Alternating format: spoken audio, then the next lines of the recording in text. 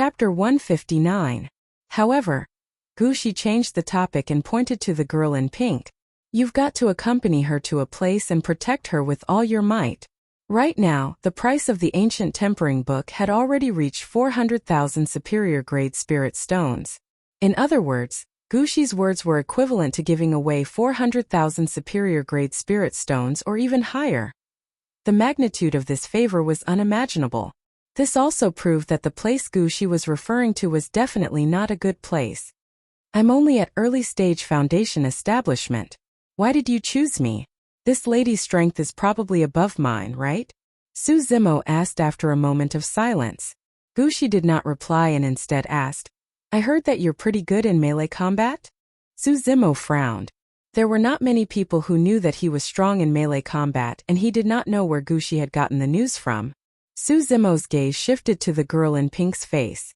The girl in pink had a veil over her face and there was a hint of a smile in her eyes. Nothing could be seen. Su Zimo hesitated for a moment before nodding. Not bad. Guxi smiled. That place is a little special. You'll naturally know when you get there. Su Zimo did not agree and neither did Guxi. It was clear that she was unwilling to reveal too much. Actually, even if Guxi did not say anything, Su Zimo could tell that the trip would be extremely dangerous. 400,000 superior-grade spirit stones was more than enough to buy the lives of 40 Foundation establishment cultivators. After pondering for a moment, Su Zimo nodded. All right, I'll agree to it. Straightforward. Guxi rubbed her palms gently and praised. Guxi glanced sideways and sent a voice transmission. The maidservant beside her understood and came to Su Zimo with a smile. Fellow Taoist Su, if you want to increase the price, just let me know and I'll help you pass on the message. Only the top 10 rooms were given such treatment. That way, even the guests' voices would not be exposed and they would not attract unnecessary trouble. One must know that in an auction house, many cultivators who bid for items were most worried that their identities would be exposed, and they would be coveted by others. That was the logic of a man's wealth being his own ruin. In the inner house, many people were discussing privately as they watched the confrontation between Sima Ji and the disheveled old man. Misty Peak has lost a lot of face this time. They've been ridiculed and ridiculed, but they can't even retort. That's strange. Misty Peak is good at alchemy, but she's not good at artifact forging. Why would she want to buy artifact forging now? With the two perfected Jindan cultivators fighting, the shopkeeper was naturally overjoyed. He smiled and raised his voice. Fellow Taoist Sima from True Fire Sect has already bid 400,000 spirit stones. I wonder if fellow Taoist from Misty Peak would like to increase the bid? Old thing, why don't you raise the price? Sima Ji laughed loudly and said, if you dare to raise it to 410,000, then I dare to raise it to 420,000. Let's see who gives up first. The disheveled old man's expression was terrible as he tried his best to suppress the anger in his chest. After a moment he said slowly, Sima Ji, don't be smug. There's still a long way to go. With that, the disheveled old man flicked his sleeves and left. 410,000. At this moment, a clear voice suddenly rang out from the sky above the inner house. Everyone turned towards the voice and saw a maidservant standing at the entrance of room 1 at the top of the inner house. She had just reported a number with a smile. Many cultivators on the seats were stunned. Not to mention them. Even the shopkeeper was stunned on the spot with a confused look on his face. Others might not know, but he knew very well who was in room 1 today. That was the chief steward of Sky Treasure Auction House. Why is this big shot getting involved as well? The shopkeeper was stunned. The disheveled old man paused in his tracks and turned back to look at Sima Ji with a mocking gaze. Sima Ji had just made a bold statement and boasted when someone else raised the bid. It was as though they were going against each other. Of course, neither Sima Ji nor the disheveled old man knew who was in room 1. After all, the maidservant at the entrance was merely a messenger. The shopkeeper was stunned for a moment before coughing gently. The guest in room 1 raised the bid to 410,000. Sima Ji frowned and glared at room 1 for a long time before saying slowly, 420,000. The maidservant at the entrance of room 1 tilted her body slightly and listened for a moment before turning around and declaring, 430,000. Sima Ji had a hesitant expression. The guests who were able to enter the top 10 rooms were either very powerful, had a very high status, or had to spend a lot of extra spirit stones. Sima Ji had no idea what this person's identity was, what strength he had, what sect or faction he belonged to. He felt a little guilty. The disheveled old man crossed his arms and said at the side, Sima Ji, raise the bid. Why aren't you raising it? Suddenly, Sima Ji laughed and shook his head. I don't want it anymore. In any case, True Fire Sect has plenty of such ancient books. The reason why I'm raising the bid is because I don't want this ancient book to land in the hands of an old man like you. You're truly shameless. The disheveled old man cursed with a cold expression. Sima Ji laughed. I'm not being shameless. I just don't want a bright pearl to be covered in dust.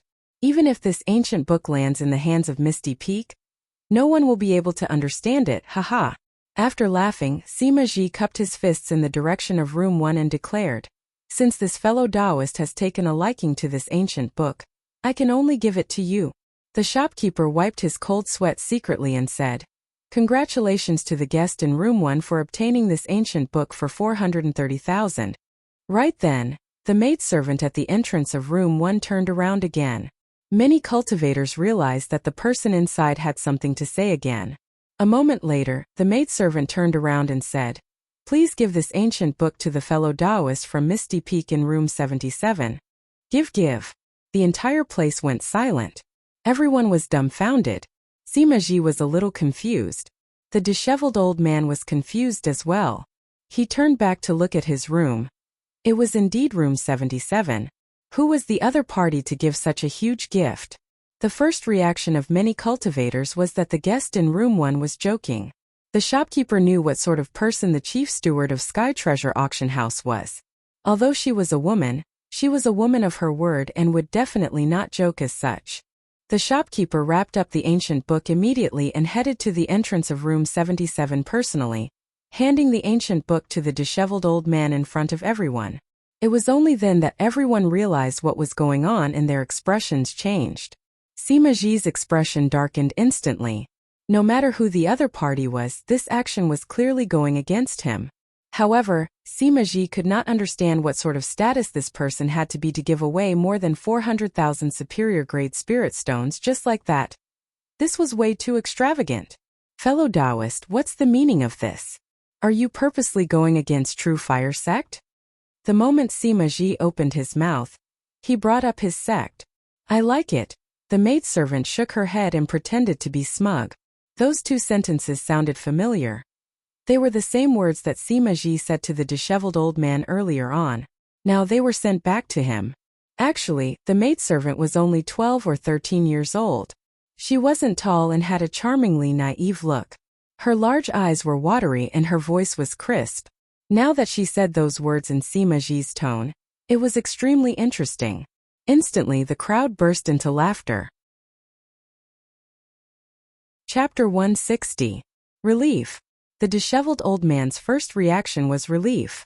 Looking at Sima Ji's expression that looked as though he had swallowed feces, the disheveled old man felt an indescribable satisfaction, and could not help but laugh along with the crowd. Sima Ji's gaze was dark as he glared at room 1 with a cold expression. Gritting his teeth in hatred, he felt his face burning as he listened to the laughter around him. The other party's actions were undoubtedly a slap to his face. Foo-foo. After a moment, Sima Ji suddenly laughed and raised his brow. Fellow Taoist, what sect are you from? I, Sima Ji, am interested in befriending you. I wonder if you can give me some face and show yourself? Although Sima Ji's tone was polite, everyone could hear the resentment in it. Once the two of them met, a feud would be formed. No. Right then, the maidservant heard the voice transmission and rejected decisively. When Sima Ji saw that the other party refused to show himself, he no longer had any reservations and guessed that the other party must be afraid of him or True Fire Sect's reputation. Just now, Sima Ji was testing the other party with that statement. If the other party appeared with a noble status, Sima Ji could mock himself and show weakness. However, if the other party appeared with an ordinary status, Sima Ji would be able to remember who he fell into today. If the other party did not appear, humph. Sima Ji harumphed coldly and said sinisterly, Fellow Taoist, don't refuse a toast only to be forced to drink a forfeit. Do you think that I won't be able to find out your identity just because you're hiding inside? If I find out who you are, I'll... Sima Ji, the inner house is not a place for you to behave atrociously. Before Sima Ji could finish, he was interrupted by a holler. Everyone turned towards the voice and saw that not far away, the manager of Sky Treasure Auction House had retracted his smile. With a sharp expression, he looked at Sima Ji with a clear warning gaze. Zhou Rui, the manager of Sky Treasure Auction House. Although he had been smiling the entire time, he was still a perfected Jin Dan and was not to be underestimated. Furthermore, as a businessman, no one had seen Zhou Rui get angry in all these years. Everyone was secretly shocked by this scene. Manager Zhou. Sima Ji was stunned. Sima Ji, if you dare to cause trouble in my Sky Treasure Auction House, even True Fire Sect won't be able to protect you. Shopkeeper Zhou interrupted Sima Ji once again and said loudly. Sima Ji hurriedly shut his mouth, but his heart was stifled and he almost spat out a mouthful of blood. In reality, Zhou Rui had no idea that Su Zimo was in room 1. He also didn't know that just now the book gift was Su Zimo's idea. Zhou Rui thought that all of this was Chief Steward Guxi's idea. Now Sima Ji did not know what was good for him and even dared to threaten Guxi. How could Zhou Rui miss such an opportunity to curry favor with the head chief? His expression changed so quickly that it caught everyone off guard. Sima Ji was confused by the scolding and his face turned red. He could not stay any longer and left angrily. Zhou Rui watched as the man left. His smile returned to his face. He bowed to the crowd and said, "Let the auction continue, let's continue." Holding the ancient book, the disheveled old man looked at room 1 with a strange expression. His heart filled with confusion. Old Zhao decided to return to his room first and ask after the auction ended. 430,000 superior-grade spirit stones. If he did not get to the bottom of such a huge gift, even the disheveled old man would feel uneasy. In room 1, Guxi watched the entire process from the side and was amused. Although the green-robed man looked rather mature, he was actually a little childish. He gave away something worth more than 400,000 superior-grade spirit stones just like that. Even if they were all from Misty Peak, that was a shocking amount of wealth. Actually, to Su Zimo, there was no difference whether the ancient book was in the disheveled old man's hands or his own. Su Zimo was certain that the disheveled old man must have bought the ancient book for him. Furthermore, the choice of giving the book to the disheveled old man could help him vent his anger. To Su Zimo, that was even more important. For the past 2 years, the disheveled old man had been treating him well like family. Su Zimo could not bear to see the disheveled old man being bullied. "Aren't you going to meet him later?" Guxi asked. No, Su Zimo hesitated for a moment before shaking his head. It was nothing much to meet the disheveled old man. However, it was difficult to explain and troublesome, so he might as well not meet him. "Alright, you can head down first. I'll look for you 3 days later." Under the lead of a maidservant, Su Zimo left through the back door of room 1 and headed downstairs. He was arranged to stay in a relatively quiet room for the time being. No one knows what's inside that place. Furthermore, I heard that the fiend heirs of the 6 sects have brought their men over. Are you sure you want to get involved in such a chaotic situation? After Su Zimo left, Guxi looked at the girl in pink and asked with a stern expression. The girl in pink smiled. "Don't worry, Auntie Gu. I'll definitely be fine. Furthermore, how can I miss such a grand event with the fiend heirs of the 6 sects gathered? You're different from them." Guxi shook her head. Of the 7 fiend sects, only Pure Maiden sect has a single heir. You don't have any capable helpers and this trip is way too dangerous. You can't really be counting on Su Zimo, right? It's fine. The girl in pink waved it off. Before this, I've already selected a few people who are much stronger than Su Zimo. He's just bringing him along to make up the numbers. Furthermore, I'm the current generation's pure maiden of the fiend sections. If I stop in time when things go south, the other fiend heirs of the 6 sects won't dare to touch me. After a moment of silence, the girl in pink added. Yes, that's true. Guxi nodded and thought for a moment before continuing. However, if that really happens, the people you're bringing along won't be able to survive. So what if they die? The girl in pink sneered. They're nothing more than hypocrites who pretend to be righteous on the surface. However, Their hearts are dirtier than anyone else's. Is Suzimo the same as well? Gushi asked with a fake smile. Him. The girl in pink hesitated for a moment before shaking her head. He is different from the others. His gaze is clear and the way he looks at me is clean as well. The two of them chatted for a while more before the auction came to an end. There was a knock on the door as a maidservant pushed it open and entered. Manager Zhou is here with Perfected being Jean Dan of Misty Peak from room 77. He wants to thank you personally. He's gone. Gushi waved it off. She was here to give this favor to Suzimo and naturally would not meet the disheveled old man. Gushi left from the back with the girl in pink. The disheveled old man was even more surprised when he did not see anyone.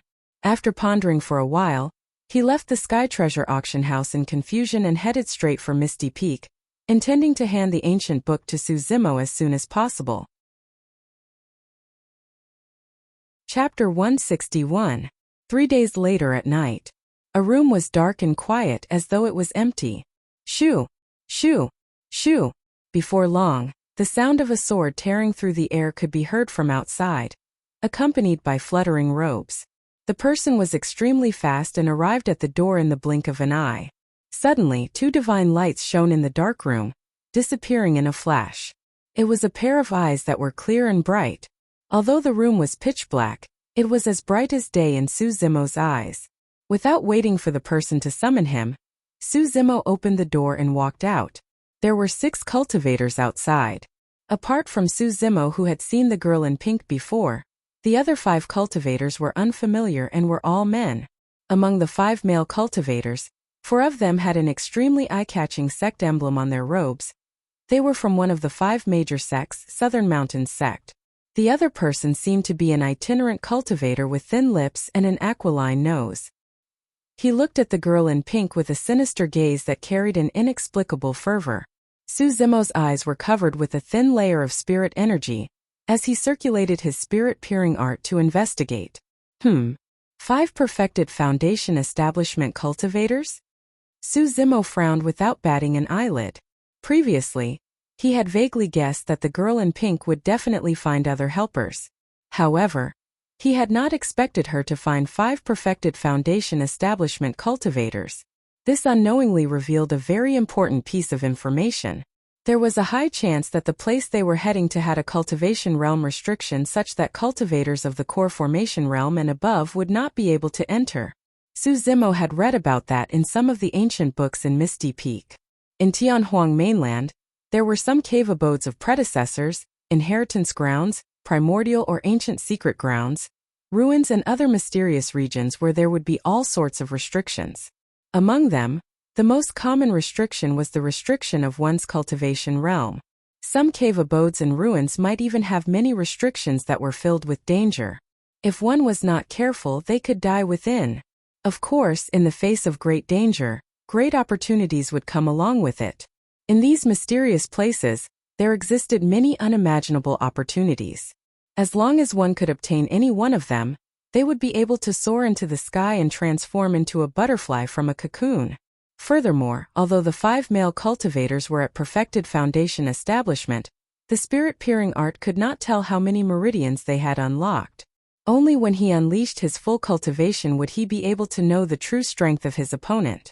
This was because when one circulated spiritual energy, the open meridians would appear on the surface of the cultivator's body. They were crystal clear, flawless and extremely obvious. Let me introduce you. This is Suzimo from Misty Peak. The girl in pink was still wearing her veil. Her voice was so soft that it felt as though one's bones had lightened. I was wondering who it was that we had to pay him a personal visit. A cultivator from Southern Mountains sect suddenly sneered with a darkened expression. Fufu, so you're at early stage foundation establishment? Suzimo raised his eyebrows slightly. On the surface, this person's cultivation was much higher than his, but now the distance between them was less than 5 steps. To Suzimo, the distance of 5 steps was almost instantaneous. If the two of them were to fight, this person would definitely die. Although Southern Mountains sect was known for their strong body tempering techniques, Suzimo had yet to meet a match in melee combat. It's enough for the few of us to accompany you. Why do you have to bring along such a burden? Another person said confidently without even looking at Suzimo. That's right. The other two foundation establishment cultivators chimed in as well, as though they could not wait to show off in front of the girl in pink. The itinerant cultivator was the only one who did not say anything. However, he looked at Suzimo with a hint of disdain as well. Suzimo was disgusted and replied indifferently, "Since you guys don't welcome me, I don't have to go." Everyone stop arguing. The girl in pink pouted coquettishly and attracted everyone's attention instantly. Every frown and smile of the girl in pink seemed to contain a mysterious charm that could tug at one's heart and even steal one's soul. Even Suzimo, who had been wary of the girl in pink the entire time, felt his heart skip a beat when he heard her pouting, let alone the 5 cultivators present. The girl in pink continued, "These 4 fellow Taoists are from Southern Mountains sect. This fellow Taoist is Yan Fei, and he's an itinerant cultivator. Everyone give Yan some face and don't fight tonight, okay?" Even though the girl in pink had a veil over her face, Suzimo could almost see a pure and beautiful girl pouting her red lips and blinking her big watery eyes right before his eyes, pleading in a way that made it hard for him to reject her. "Alright." Suzimo wanted to say that word, but his heart skipped a beat and he held it in. "Alright. Don't worry, Yin.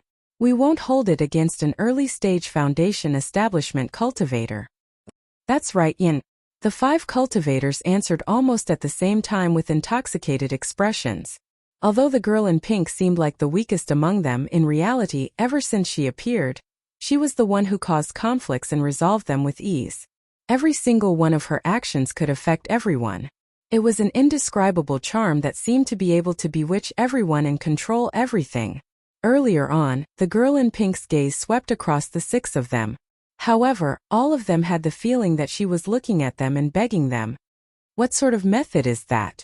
Suzimo was secretly shocked. It seemed like a charm technique, but it did not seem like one. The girl in pink was dressed normally and was not revealing at all. Furthermore, she did not do anything daring or provocative. She looked like an innocent girl. However, the more that was the case, the more it proved how powerful she was. Suzimo could vaguely sense that the 5 perfected foundation establishment cultivators brought by the girl in pink were completely lost. At that moment, even if the girl in pink asked them to dig out their hearts, the 5 of them would not hesitate at all. This kind of feeling made one shudder with fear. Earlier on, Suzimo was nearly lost as well. Now that he thought about it, he could not help but feel a lingering fear. "You haven't told me what we're here for. Where are we heading to later? What do we have to prepare and take note of?" Suzimo asked with a frown. "Why are you asking so many questions?" "That's right. We'll do anything Yan asks us to do. If you're afraid, don't go." The few foundation establishment cultivators said immediately. The girl in pink smiled and rolled her eyes at Suzimo. "Oh, you have so many questions. The place we're heading to later on is an inheritance ground of my sect. Initially, I could have gone there to receive the inheritance in secret. However, it's a pity that the location of the inheritance ground was exposed prematurely and attracted many people from the fiend sections." Sigh. The girl in pink sighed. "Yan is weak and is no match for fiend sect cultivators. Tonight, I can only rely on the few of you to ensure my safety and help me obtain the inheritance within. Don't worry, Yan. With me, Wu Xiangming around, I won't let anyone hurt you." "That's right. I assure you, Qing, will definitely accompany you to the end and obtain the inheritance." To Suzimo, the girl in pink's words did not make sense. However, the 5 foundation establishment cultivators did not notice it at all. Chapter 162. Let's go. It'll be too late soon. The girl in pink took out a spirit vessel from her storage bag and injected spirit chi, causing it to shine with 2 beams of light. It was a middle-grade spirit weapon. One had to know that although flying swords and spirit boats were both spirit artifacts, refining flying swords was the easiest. Refining spirit boats, on the other hand, was much more complicated and difficult. The girl in pink's first move was a middle-grade spirit weapon. Her cultivation was definitely not low as well. With the support of spirit chi, the spirit vessel expanded rapidly and floated in front of them. The girl in pink was the first to hop on, followed by the 4 foundation establishment cultivators of Southern Mountain Sect, and the itinerant cultivator named Yan Fei. Su Zimo hesitated for a moment and was the last to board. The spirit vessel vanished from the spot and disappeared into the night. Before long, the spirit vessel left Chiyu City and sped towards the north without any intention of slowing down. The moon was bright and the stars were sparse. The night was peaceful, but Su Zimo's heart was not calm. Su Zimo had a feeling that this trip was not simple, and they might even encounter unprecedented danger. "May I know which sect you're from, miss?" On the spirit vessel, Su Zimo asked in a seemingly casual manner. "What?" The girl in pink chuckled and teased. "Why are you suddenly so concerned about me?" "It's nothing. I'm just curious and wanted to see if I've heard of it before." "Yes, my sect is definitely not weaker than Misty Peak." "Make a guess?" The girl in pink avoided the question, and it was as good as not answering at all. Naturally, Su Zimo was not foolish enough to make a guess.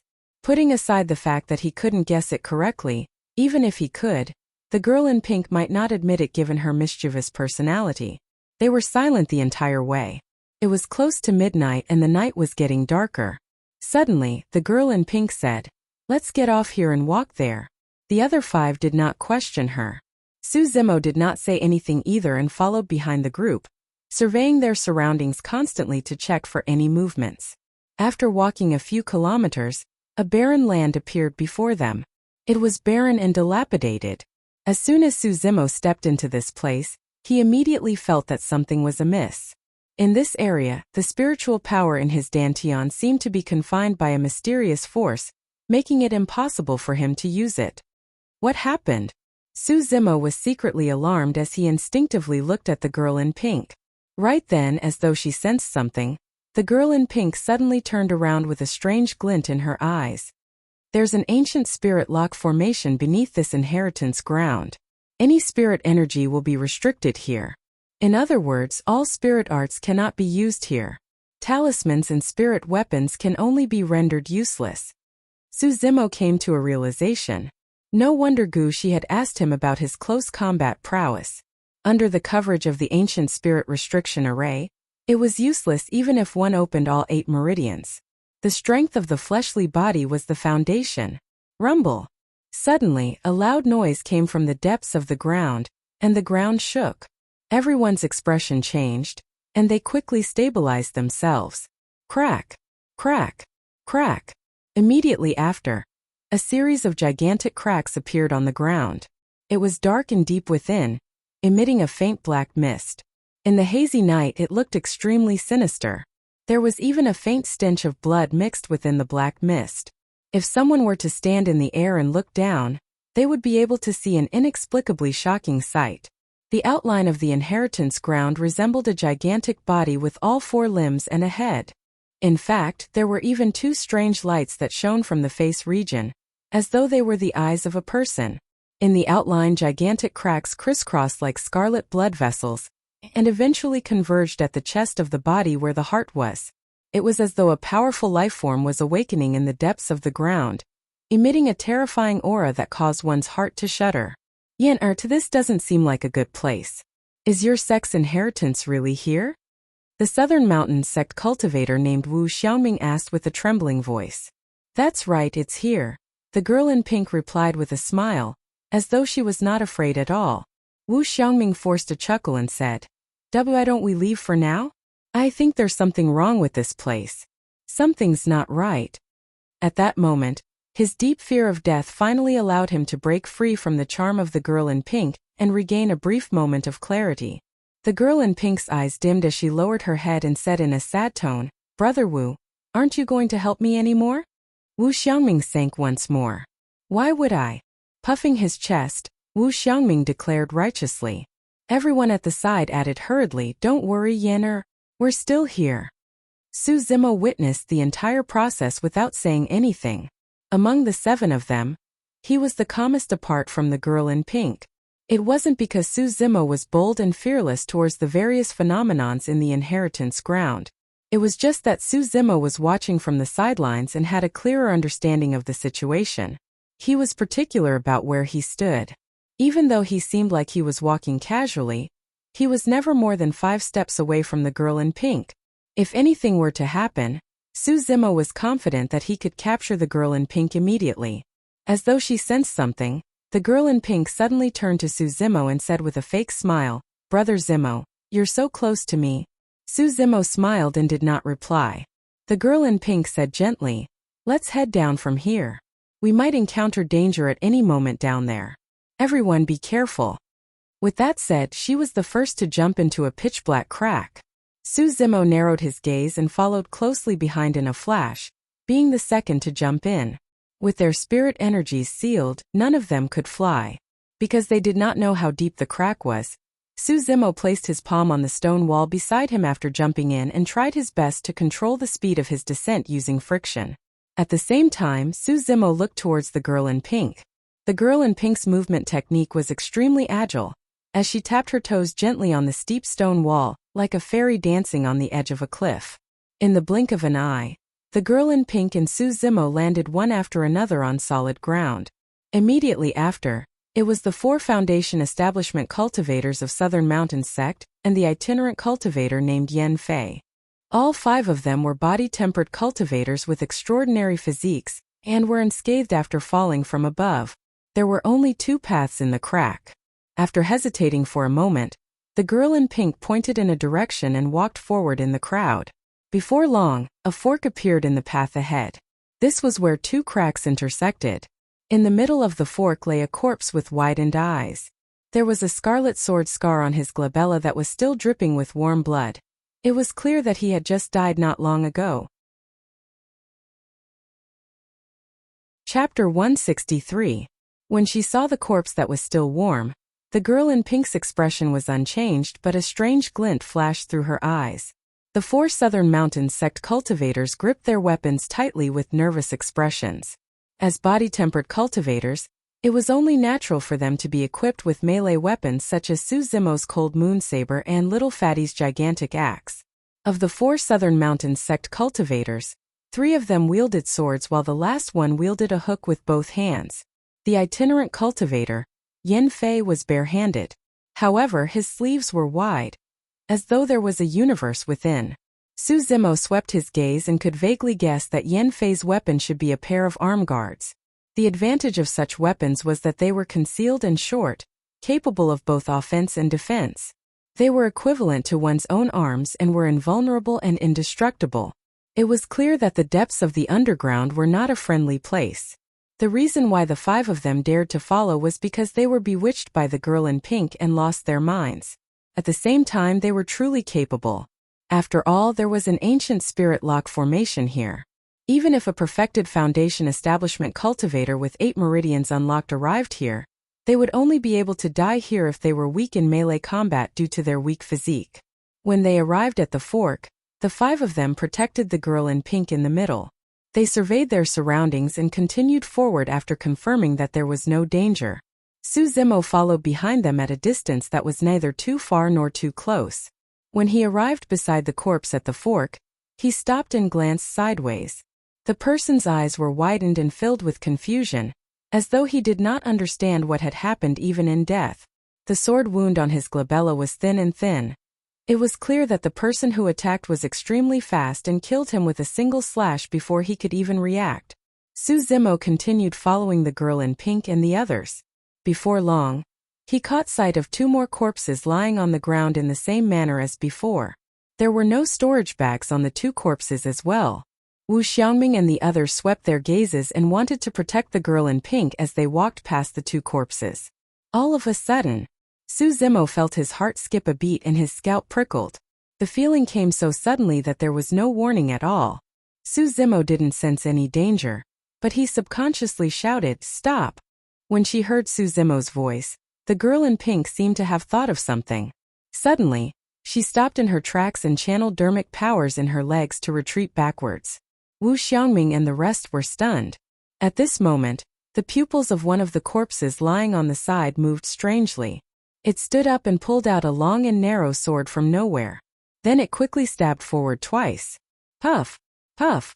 Sword light flashed, accompanied by 2 crisp sounds. Suzimo was shocked. The undead's attack speed was too fast. If he had been in the same position, he would not have been able to dodge the 2 swords without his spiritual perception warning him. The The two Southern Mountains sect cultivators had their backs facing Su Zimo.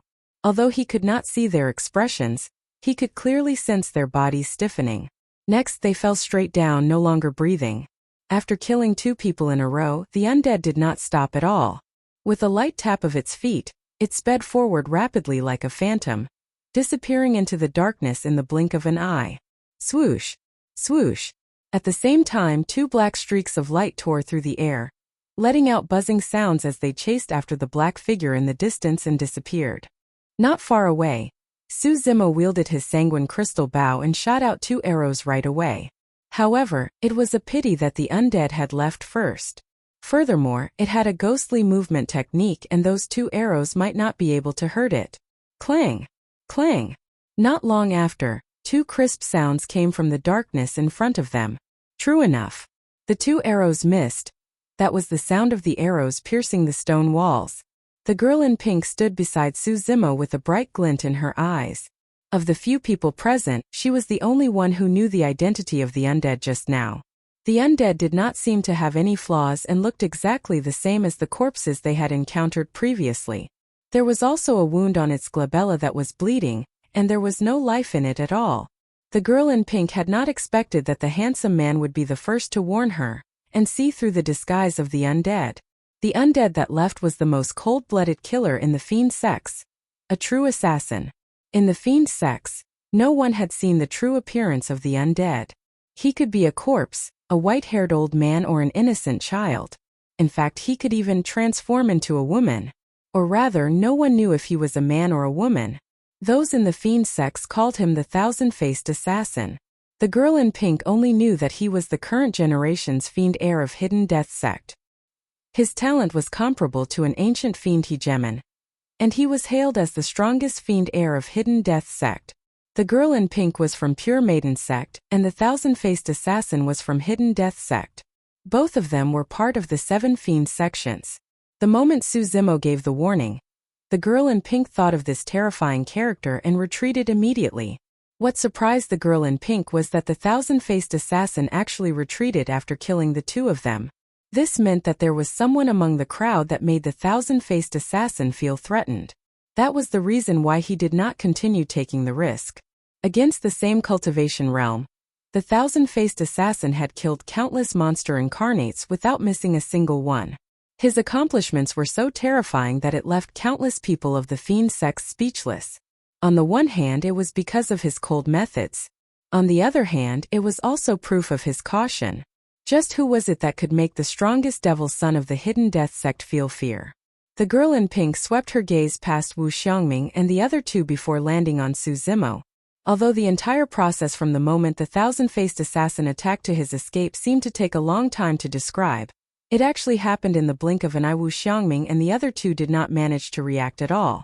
Of everyone present, Su Zimo was the calmest. Not only did he notice that something was amiss, he even had the strength to retaliate. It was clear who the thousand-faced assassin was wary of. For the first time, the girl in pink realized that Su Zimo was not as weak as she had imagined him to be. This was especially the case when he released the arrow earlier on. An extremely sharp glint that could destroy everything burst forth from the body of this handsome man.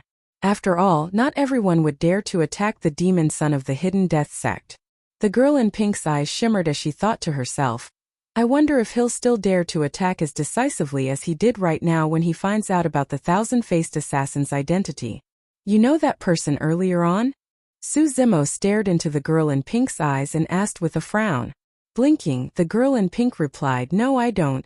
Su Zimo retracted his gaze. He knew that if the girl in pink did not wish to speak, he would not be able to get a true answer no matter how he asked. Not far away, only 2 of the 4 Southern Mountains sect cultivators were left. Although the 2 of them had sorrowful expressions, the first thing they did was retrieve the storage bags from the waists of the 2 corpses and keep them in their own storage bags. So this is the so-called righteous path. When she saw that, the girl in pink smirked coldly beneath her veil. Chapter 164. My condolences, fellow Taoists. The girl in pink arrived beside Wu Xiangming and the other man and said, Just now, that person attacked us without asking for a reason and killed 2 of us. He might be someone from the fiend sections. Wu Xiangming and the other man nodded bitterly. Sigh, it's all my fault.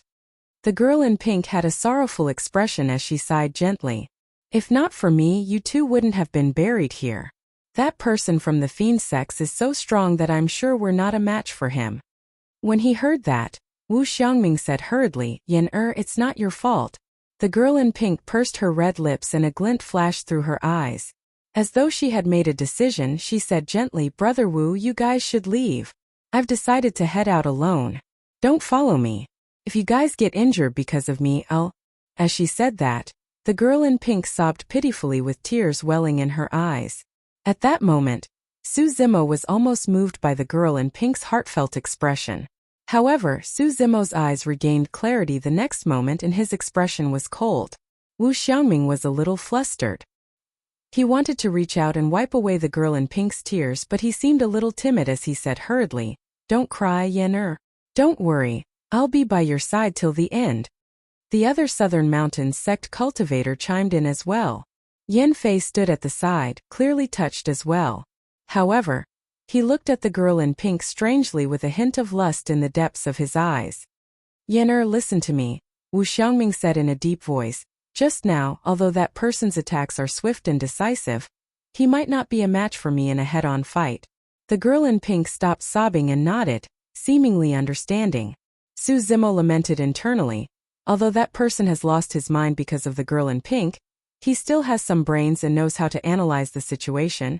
In Su Zimo's eyes, the corpse, just now was like the assassins recorded in history books, who would flee immediately after missing their target.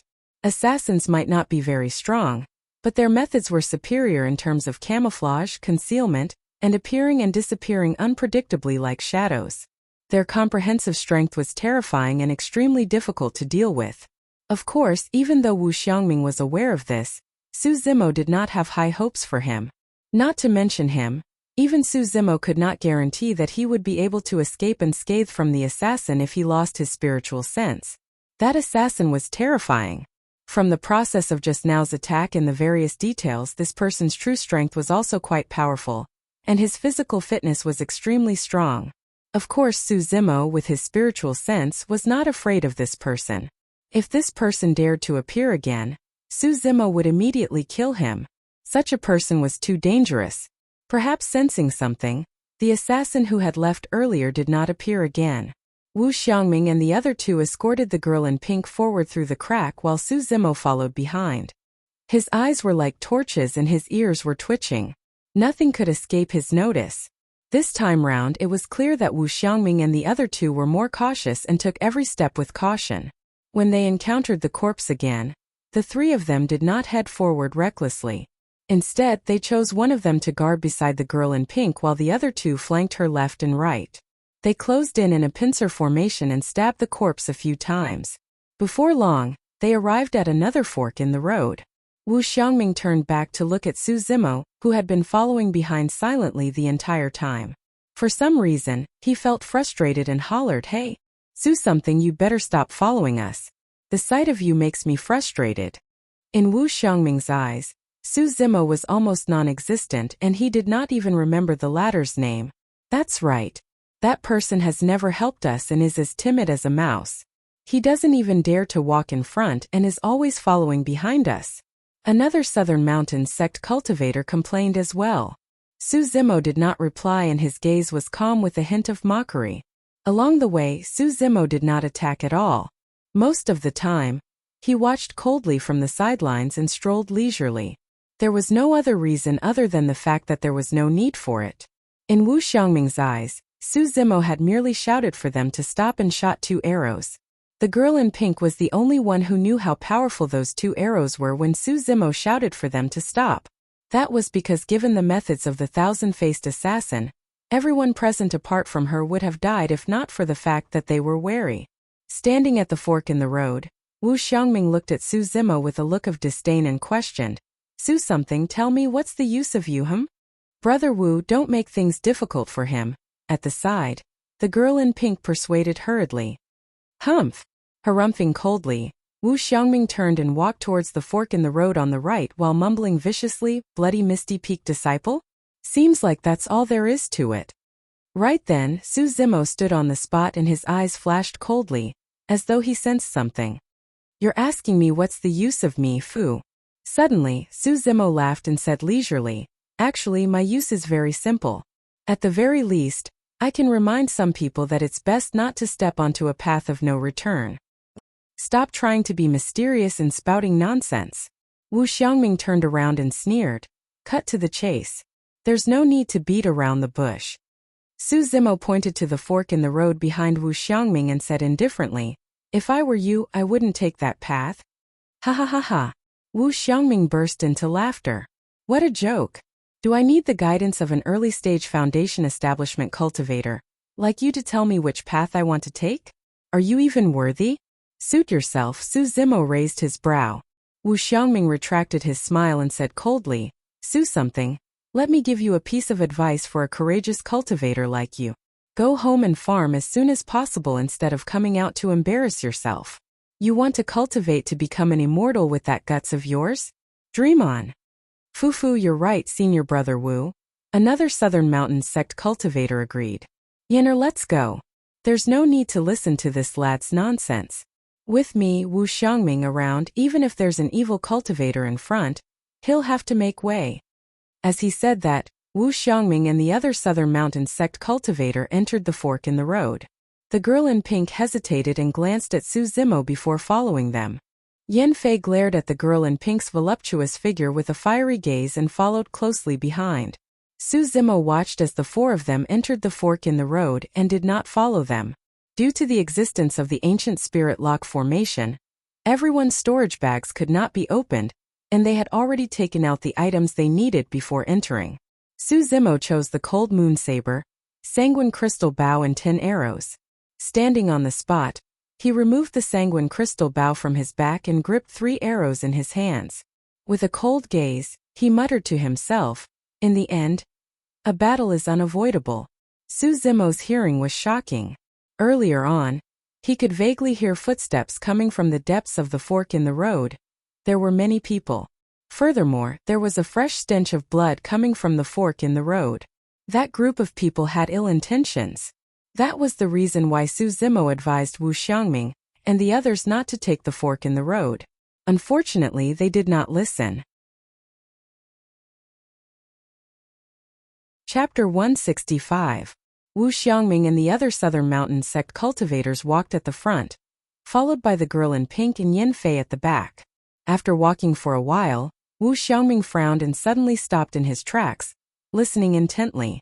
Wu Xiangming's expression changed as he whispered, There's someone ahead, retreat.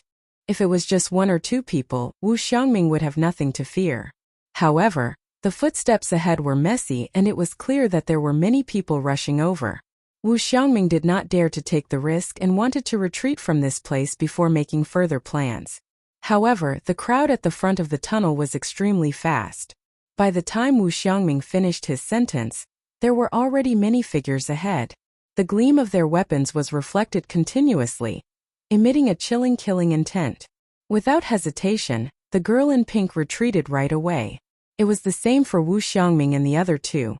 However, Wu Xiangming and the other Southern Mountains sect cultivators were at the front when they entered the tunnel. Now that they were retreating, the two of them were left behind. Fufufu. A hoarse and sinister laughter sounded from behind the 4 of them. When she heard that laughter, a cold glint flashed through the girl in pink's eyes. She had clearly recognized the person. The sinister voice sounded once more, Demoness G. To think that you would dare to get involved in this mess as well. You must be tired of living.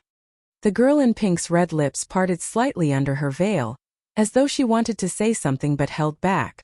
Whoosh! Whoosh!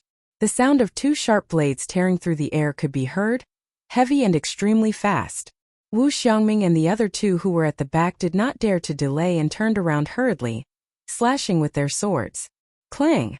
Clang! The ear-piercing sound of metal clashing could be heard and sparks flew in the darkness. Wu Xiangming and the other 2 shuddered. Although they managed to block the 2 weapons, they still felt their arms go numb. That slight delay allowed the few people at the front to close in. With ferocious expressions and killing intent in their eyes, they roared and lunged over. Yenner, leave first. I'll hold them back here. I won't let them catch up. Without turning back, Wu Xiangming shouted and stood in the middle of the tunnel with his junior brother, blocking the few people who were charging over. You must have a death wish. Harumphing, Wu Xiangming flicked his wrist and his sword trembled, releasing a chilling sword chi. The tip of the sword quivered like a snake as it flickered and pierced forward. A hint of panic flashed across the eyes of the person who was charging at Wu Xiangming. He clearly did not expect Wu Xiangming to have such a move up his sleeves. It was too late for him to dodge. Poochie! A bloody light flashed, and a bloody hole appeared in the man's chest. His eyes gradually dimmed. Wu Xiangming kicked the man's corpse away and started fighting with the cultivators who were chasing after him. Close combat was far more dangerous than sword wielding, because both sides were moving around in a small area fighting speed against speed. There was practically not much time to react. The slightest bit of carelessness might cause one to be hit, or even be beheaded and die on the spot. The two cultivators at the front were bare-handed. Coupled with the fact that they had underestimated their opponents, they were killed by Wu Xiangming and the other man after a single exchange. Initially, Wu Xiangming thought that those two swords would at least stun the cultivators behind. However, he did not expect that the cultivators behind did not hesitate at all despite the deaths of the two people in front. They did not stop in their tracks and charged forward expressionlessly. The coldness in their eyes caused Wu Xiangming's heart to skip a beat. Who are you guys? Wu Xiangming asked loudly as he retreated. How dare you barge in without even knowing who we are? Seems like you guys have been bewitched by that demoness Ji. Fufufu, how foolish. A cold laugh sounded from the crowd. We're disciples of Southern Mountains sect, one of the 5 major sections. We don't know any demoness Ji. Everyone, it's best if you state your name so that we don't get along. Wu Xiangming shouted once more. Get along. Someone scoffed. What bullsh T5 major sects? How dare you be mentioned in the same breath as us fiend sects? Southern Mountains sect isn't even fit to carry the shoes of malevolent Earth sect. They were truly from the fiend sects. Wu Xiangming's heart skipped a beat. Given his cultivation realm, he already vaguely knew some secrets of Tianhuang mainland. In Tianhuang mainland there were many fiend sections. However, they were led by 7 major sects and were known as the 7 fiend sects of the cultivation world. The 7 fiend sects were the top factions of Tianhuang mainland. Although Southern Mountain sect was known as one of the 5 major sects, that was only within the borders of the Great Zhou dynasty, which was merely a corner of Tianhuang mainland. In other words, any one of the 7 fiend sects was a true colossus. Compared to them, Southern Mountains sect was incomparably insignificant. Although Wu Xiangming knew of the 7 fiend sects, he did not know which ones they were. At that moment, he only hoped that malevolent Earth sect was not one of the 7 fiend sections. Xing! Right then, another Southern Mountains sect cultivator was slightly slower and revealed an opening. His chest was slashed and fresh blood gushed out. That cultivator was already running out of stamina, coupled with the fact that he was severely injured. He staggered and another 2 bloody holes appeared on his body. A gigantic head flew into the air. Wu Xiangming's eyes were about to pop out of their sockets. Momentarily dazed, he felt a sharp pain in his abdomen. A long saber pierced through his body, stained with scarlet blood. Ah! Wu Xiangming was in so much pain that his body trembled. Widening his eyes, he forced his opponent back with a single slash and fell to the ground, breaking out in cold sweat. The crowd dispersed and a black-robed cultivator with a malevolent expression strode over. He looked at Wu Xiangming and sneered. You don't even know who Demoness Ji is. You deserve to die. Suddenly, a bone spear popped out from the black-robed cultivator's sleeves. It was pitch black with 12 joints and carried a rich malevolent aura. Waving the bone spear, the black-robed cultivator tapped it forward gently. Poof! Wu Xiangming's throat was pierced and a patch of black blood appeared on his initially pale face. It was a frightening sight. That was a sign of malevolent aura entering his body.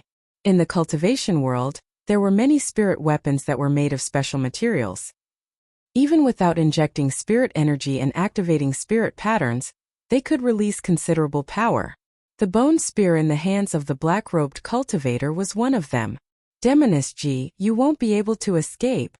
The black-robed cultivator said coldly and led the way, speeding forward.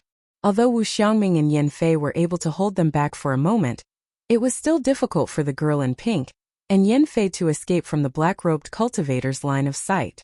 The girl in pink and Yin Fei fled at the front while the black-robed cultivator led more than 100 men in hot pursuit. The exit was right in front of them. As long as they charged out, they would be able to return to the fork from before. However, the black-robed cultivator had already caught up. The girl in pink frowned slightly. All of a sudden, 3 cold flashes of light shone at the fork up ahead. Immediately after, an extremely sharp beam surged over. The next moment 3 black flashes brushed past the girl in pink and Yin Fei. It was just a hair's breadth away.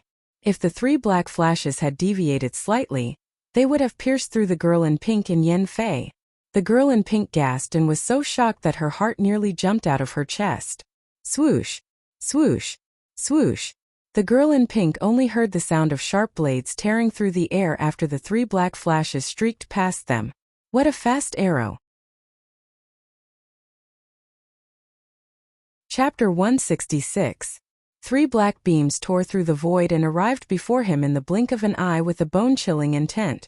The black-robed cultivator was already maintaining his forward momentum to begin with. Without hesitation, he bent his knees and knelt on the ground, leaning backwards with all his might.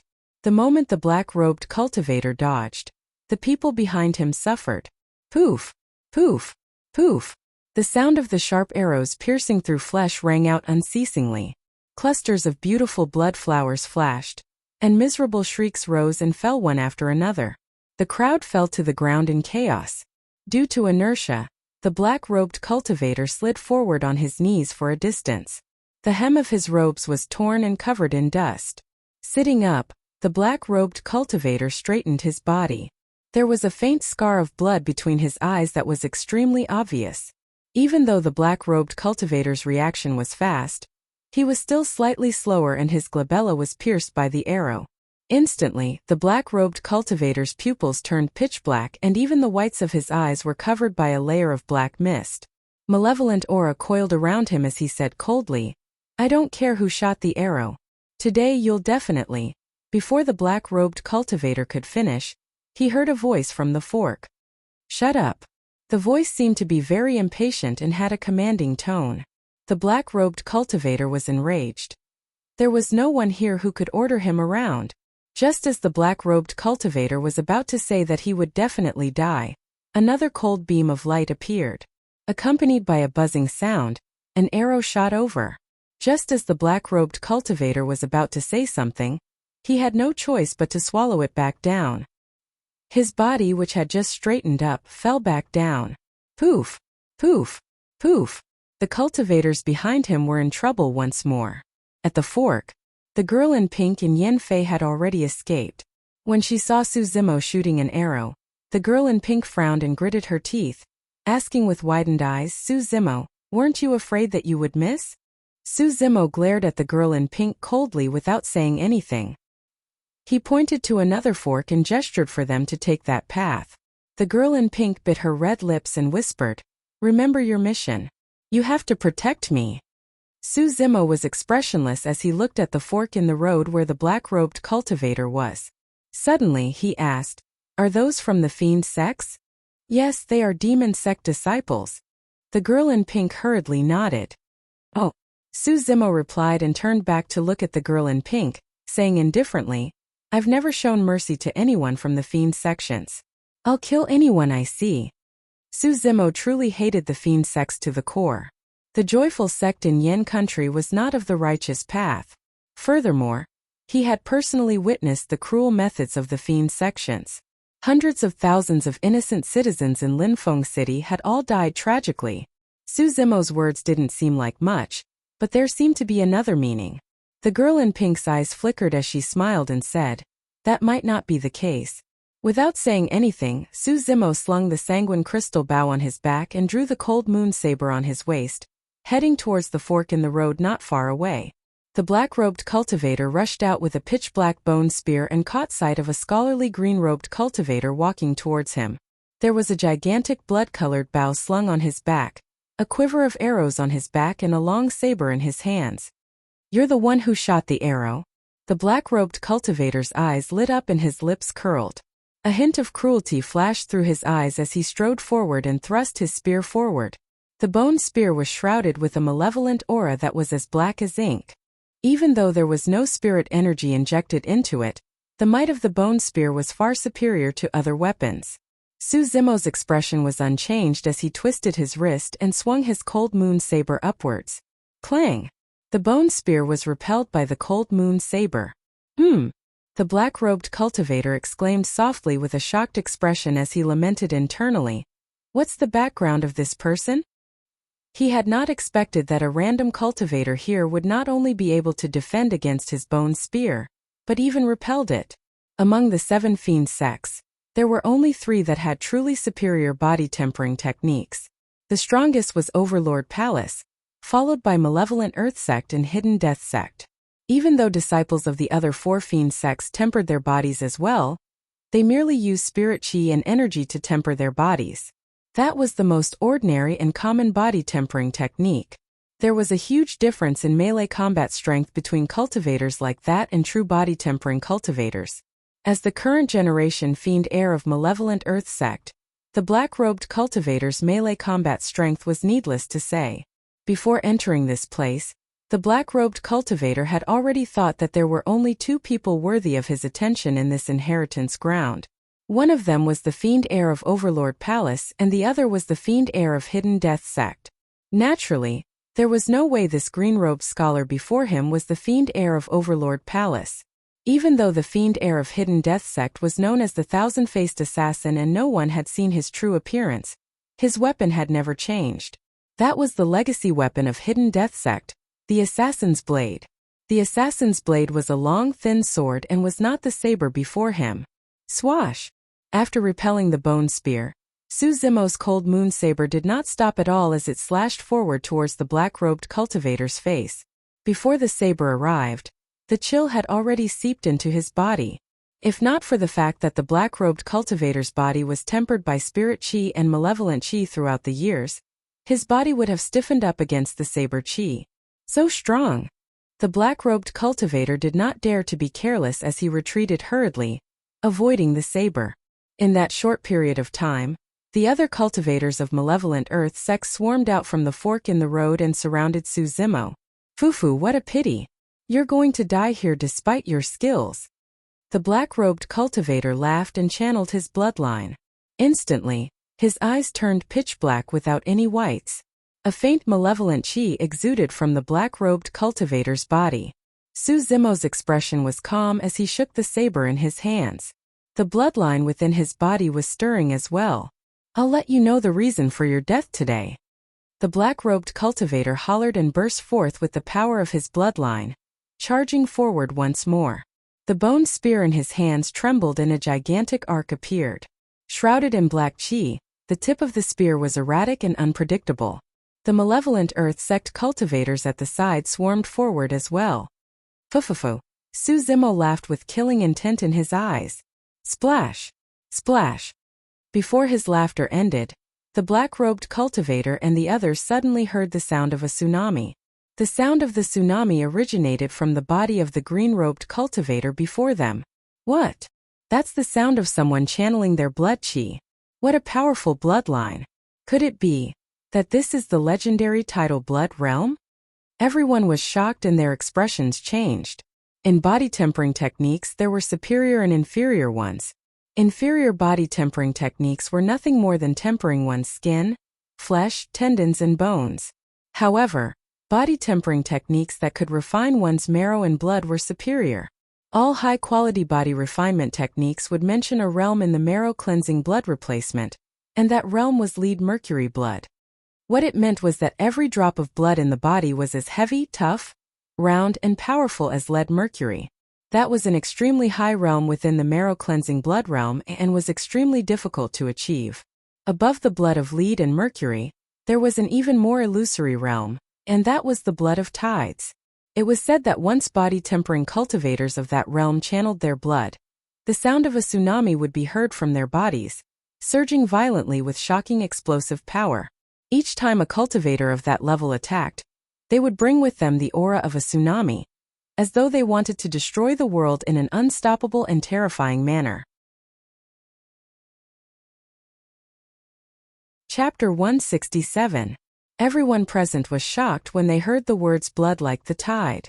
Immediately after, the expressions of the black-robed cultivator and the others changed once more. Their eyes were filled with disbelief as their pupils constricted. Boom! Boom! Amidst the sound of the tsunami, there was a faint rumbling of thunder that was deep, powerful and shuddering. What's that? Why is there thunder in the tsunami? After cultivating 2 top-tier marrow-cleansing secret skills, Suzimo's realm was no longer as simple as tsunami blood. The sound of his bloodline was like thunder and roared like a tiger or leopard. This was a tiger or leopard thunder that had never been seen before in Tianhuang mainland. Even if mighty figures of malevolent earth sect or patriarch-level fiends were here, they would not be able to recognize the origin of this bloodline, let alone the black-robed cultivator. Right now, once Suzimo released the power of his bloodline, he would not only possess the aura of a tsunami, he would also possess the ferocity of a tiger or leopard demon, and the power of thunder. On the cold moon saber, blazing lightning appeared. It was so dazzling that it lit up the surrounding night like it was daytime. The black-robed cultivator's expression changed. Malevolent chi was of the Yin attribute and was mostly hidden deep underground. Beneath the 9 underworlds, the thing that was most feared was the unyielding power of thunder. The bone spear in his hands was tempered with malevolent chi. Even without any moves, the might of a casual swing was not to be underestimated. Coupled with the malevolent chi in his bloodline, its might was even greater. But now, the black-robed cultivator's trump card was completely suppressed by Suzimo. Without hesitation, the black-robed cultivator retracted his spear and changed his stance. Gripping the bone spear with both hands, he blocked upwards, giving up on attacking completely and focusing on defense. Clang! The cold moon saber struck the bone spear heavily. The moment the black malevolent chi on the bone spear surged, it was suppressed by a blinding flash of lightning. The black-robed cultivator shuddered and grunted dully, stumbling back continuously. His entire arm was swollen and aching in an extremely uncomfortable manner. In reality, he was not weaker than Suzimo in terms of strength. However, malevolent chi was naturally countered by the power of thunder. Even if the black-robed cultivator had full strength, he could not release 70% of it and was forced back by a single slash from Suzimo. If even the fiend son of the malevolent earth sect was in such a state, the rest of them were even worse off. The surroundings were filled with saber lights and sword shadows. A group of malevolent earth sect cultivators had already surrounded them. Suzimo narrowed his eyes. It was unrealistic for him to kill the black-robed cultivator in a short period of time. If he was entangled by the black-robed cultivator, there was a high chance that he would be trapped. No matter how weak the malevolent earth sect cultivators were, they were still body-tempered cultivators. Suzimo did not dare to be careless. His eyes lit up and he roared into the sky. He exerted strength in his legs and moved to the side. At the same time, he swung the cold moon saber in his hand. This saber was too fierce. With a snap, the weapon in the hands of the malevolent earth sect cultivator was sliced apart by Suzimo's saber. His entire body was sliced into 2 as fresh blood gushed out and his organs splattered all over the ground, filling the air with a bloody stench. Puff! Puff! Suzimo flipped his hand, and the cold moon saber drew 2 arcs in his palm. 2 malevolent earth sect cultivators felt a sharp pain in their throats as thin streaks of blood appeared on their necks. After a slight pause, they spat out a blood mist. Suzimo moved to the side, carving out a path of blood with an indomitable stance. He did not stop at all, causing the weapons in the other directions to miss instantly. After Suzimo charged out, he did not stop at all as he turned back and charged back. Swoosh! With a single slash, his blood surged and thunder boomed. Ah! The malevolent earth sect cultivator on the other side hollered in rage. Channeling his blood chi, he used half of his body to lift up a huge shield and charged upwards. Boom! When the cold moon saber landed on the shield, a deafening sound exploded. Immediately after, the sound of bones cracking could be heard. Beneath the shield, the malevolent earth sect cultivator's face was ashen. Half of his bones were shattered as he collapsed to the ground, coughing out fresh blood. There was no way he could survive. That slash had everyone's teeth aching and their guts cracking. Suzimo did not know anything about saber techniques. His saber technique was completely developed by himself in actual combat. His saber moves were broad and wide, with a majestic aura and unstoppable force.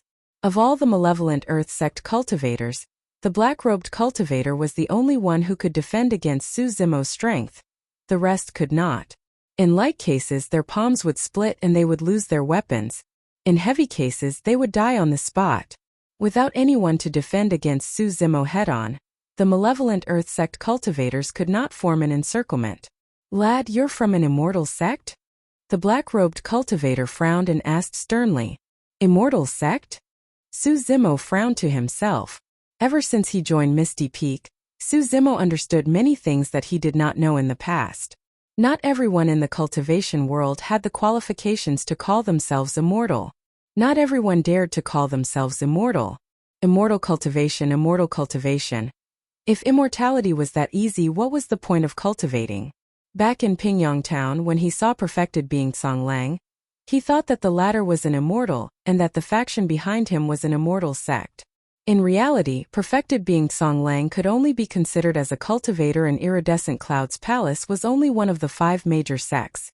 It was not an immortal sect. In the territory of the Great Zhou dynasty, there were no immortal sections. When the black-robed cultivator saw that Suzimo did not say anything, he thought that he had guessed correctly and felt slightly better. The 9 immortal sects were on par with the 7 fiend sects. They were the top factions of Tianhuang mainland. If this green-robed cultivator was a successor of an immortal sect, it would make sense for his bloodline to be so frightening. "Fellow Taoist, you've got guts. As someone from an immortal sect, how dare you interfere in the matters of the fiend sects? From what I know, all the cultivators of the 7 fiend sects are here today. Apart from me, the other 5 fiend heirs are here as well." The black-robed cultivator sneered. "It's wise for you to leave now. Once you meet that lunatic from Overlord Palace, you won't be able to leave even if you want to." 7 fiend sects? Fiend heirs? Overlord Palace? Those terms were extremely foreign to Suzimo. He had never heard of them before. However, since they were all from the fiend sects, there was no difference to Suzimo. He could just kill them all. "Oh." Suzimo raised his brow and asked instead. "In that case, you're the fiend heir of malevolent Earth sect?" "That's right." The black-robed cultivator replied proudly. "That's great." Suzimo's eyes lit up and his killing intent intensified as he said coldly, "Since I've met you, I'll kill you first." The black-robed cultivator's heart skipped a beat in shock. He had not expected that. Not only did his words fail to scare off Suzimo, he even attracted his killing intent. Logically speaking, if anyone from the immortal sects heard about the gathering of the fiend heirs, they would definitely avoid them. The gathering of the fiend heirs was equivalent to the gathering of the top successors of the fiend sections. In Tianhuang mainland, which cultivator of the same cultivation realm would be foolish enough to linger here? Unless it was the legacy disciples of the 9 immortal sections. There was no way the black-robed cultivator would know that the reason why Suzimo was not afraid was not because he was skilled or bold, but because he was not from the immortal sects and had never heard of the 7 fiend sections. "Bloody hell, I've met another lunatic." The black-robed cultivator cursed internally. Which of the 9 immortal sects found such a freak? To think that I've King met him. Before he was done with that thought, Suzimo had already arrived before him. Boom! A gigantic ravine appeared on the ground with a terrifying might as plow heaven stride strode forward. Chapter 168. Striding forth with the plow heaven stride, Suzimo's aura intensified. At that moment, the black-robed cultivator felt as though he was hallucinating, as though a gigantic hole had been ripped open in the eternal skies above his head. Swinging his cold moon saber, Suzimo drew an arc in midair with a sinister saber chi and a chilling killing intent, slashing down viciously at the black-robed cultivator's head. The black-robed cultivator did not dare to take it head-on. Taking a sidestep, he slithered to Suzimo's side and thrust his bone spear at a tricky angle like a venomous snake. Suzimo narrowed his eyes. At that moment, Suzimo had many options. He could use his cold moon saber to block the incoming bone spear or avoid its sharpness before pouncing for the kill.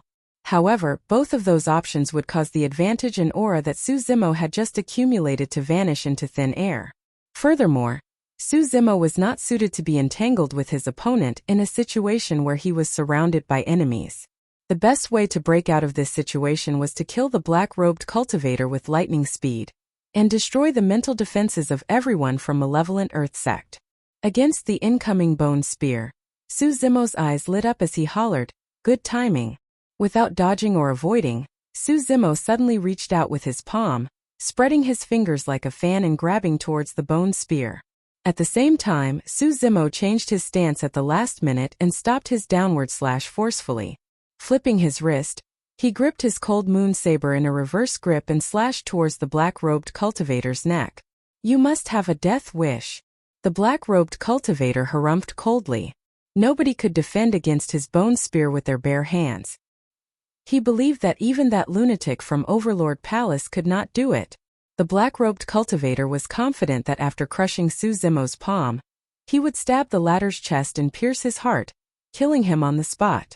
Just as Suzimo's palm was about to make contact with the black-robed cultivator's bone spear, something happened. Suddenly, a ball of lightning appeared in Suzimo's palm. It was bedazzling with electric snakes that crackled wildly. Lightning art. The black-robed cultivator's expression changed and he could not help but exclaim. Although Suzimo's cold moon saber had flashed with lightning, no one thought too much about it. They thought that the cold moon saber was similar to the bone spear and was made of special spiritual materials. It was formed from lightning and belonged to the sharpness of a weapon. But now Suzimo had condensed a ball of lightning in his palm. What did this mean? The black-robed cultivator's first reaction was that this was a lightning technique. But on second thought, the black-robed cultivator rejected this idea. With the existence of the ancient spirit lock formation, even the spirit energy of a foundation establishment cultivator would be restricted. Even if this green-robed cultivator came from an immortal sect, he would not be spared. Bloodline. Suddenly, a thought flashed through the mind of the black-robed cultivator. Before that, Suzimo channeled his blood chi. Not only did it produce the sound of surging tides, it was also accompanied by rumbling thunder. The power of lightning must have come from his bloodline. Just as the black-robed cultivator was thinking about this, Suzimo's palm had already landed on top of his bone spear. Instantly, the malevolent aura on the bone spear dissipated on the spot. The black-robed cultivator did not panic in the face of danger. Although the power of lightning could suppress the malevolent aura in the bone spear, Suzimo's palm was made of flesh after all and could not be compared to his bone spear. The black-robed cultivator's expression was menacing and his eyes shone with violence. He roared and channeled strength in both arms, shaking his bone spear, wanting to crush Suzimo's palm. Suddenly, the black-robed cultivator's expression froze. Suddenly, Suzimo's palm went limp and coiled around his bone spear like a tongue. Bam! The bone spear trembled and let out a dull buzzing sound. Ah! The black-robed cultivator cried out in pain. His palm was torn and he was dripping with blood as his bone spear flew out of his hand. At the same time, the black-robed cultivator felt a bone-chilling coldness from the side, causing him to feel as though he had fallen into an ice cellar. The cold moon saber was slashing over. Not good. The black-robed cultivator's heart skipped a beat. By the time he wanted to dodge, it was already too late. The reason why Suzimo chose to receive the black-robed cultivator's bone spear barehanded was because he wanted to kill the latter on the spot within a single round. Once the black-robed cultivator was dead, the other malevolent Earth Sect cultivators would be like chickens and dogs. There was nothing to fear. All of a sudden, as though he sensed something, Suzimo's expression changed slightly. In a flash, Suzimo's heart skipped a beat as he suddenly felt a chilling killing intent. That killing intent was familiar. It was the assassin who pretended to be a corpse when they entered this place previously. Suzimo did not know when the corpse had snuck in or what it was disguised as. Suzimo only knew that if he was slightly slower, he would be buried here. That thought flashed through his mind and Suzimo's cold moon saber suddenly paused. The black-robed cultivator was the fiend heir of malevolent Earth Sect after all and had been through hundreds of battles. How could he miss out on such an opportunity? Leaning backwards, the black-robed cultivator stomped on the ground and retreated swiftly. Su Zimo did not stay on the spot as well. Suddenly he shifted horizontally and lowered his body, twisting his limbs on the ground like an anaconda moving through grass. Shing! A long thin sword landed where Su Zimo was initially and stabbed into the ground, leaving behind a shocking sword scar. If Su Zimo was half a step slower, there would definitely be a bloody hole on his body. The person who attacked was mixed in with the malevolent earth sect cultivators and looked no different from the others. The only difference was the long thin sword in his hands. When the black-robed cultivator caught sight of the sword, he narrowed his eyes and exclaimed softly, "Thousand-faced." Even though the thousand-faced cultivator's identity was exposed, there was no change in his expression and his eyes were dull. Without saying anything, the thousand-faced cultivator flicked his wrist and the long thin sword disappeared mysteriously. Thereafter, his figure flashed like a phantom and disappeared into a fork in the road. Since his attack failed, he fled immediately, not giving Su Zimo any chance at all. The black-robed cultivator's eyes flickered as he waved his hand and said in a deep voice, "Let's go." The moment he said that, the black-robed cultivator walked onto the fork as well with many malevolent earth sect cultivators following closely behind. Su Zimo's expression changed. After weighing his options on the spot, he turned and chased in the direction of the girl in pink. Even though that exchange was short, it would definitely cause quite a stir in the cultivation world. Forcing back two devil airs with his own strength was not something that anyone could do. Of course, there were two reasons why Su Zimo gave up on chasing after the black-robed cultivator. Initially, he wanted to end the battle quickly and kill the other party at the fastest speed possible. But now that the black-robed cultivator had retreated into the fork in the road under the protection of everyone, that was clearly not a realistic plan. Furthermore, there might be a peerless assassin hidden in that fork. The second reason was because of the girl in pink. Su Zimo had once promised to protect the girl in pink's safety. Even though Su Zimo had already guessed the girl in pink's identity, he had to fulfill his promise before he was certain and could not linger here for too long. Furthermore, there was an itinerant cultivator, Yan Fei, beside the girl in pink. Su Zimo had long noticed that there was something wrong with the way Yan Fei looked at the girl in pink. Chapter 169. The girl in pink and Yan Fei sprinted through the fork in the road. Yan Fei lowered his head and his gaze flickered. His expression was unpredictable and no one knew what he was thinking. A moment later, a cold glint flashed through Yan Fei's eyes as though he had made a decision. In a flash, he strode forward and pushed the girl in pink against the wall. Sweeping his arm, Yan Fei gripped the girl in pink's neck and was almost plastered to her. "Ugh!" The girl in pink harumphed softly and frowned, whispering, "What are you doing? You're hurting me." The girl in pink's voice was soft and seductive. Yan Fei's heart skipped a beat when he heard that and he loosened his grip instinctively. However, he did not shift his arm away. Yan Fei leaned forward and stared intently into the eyes of the girl in pink. Even his breath was warm as he said in a deep voice, "Demoness Ji, do you really think that I, Yan Fei, am the same as those fools from Southern Mountain Sect? Do you really think that I, Yan Fei, am here because I was bewitched by you? What are you talking about?" The girl in pink blinked innocently and asked in confusion, "Fufufu." Yan Fei laughed lewdly. "Don't pretend with me. Others might not know your identity, but which disciple of the fiend sects doesn't? Furthermore, I've been coveting your body for a long time, he?" The girl in pink's gaze turned cold as she asked, "You're from Cloud Rain sect. Smart." Yan Fei praised.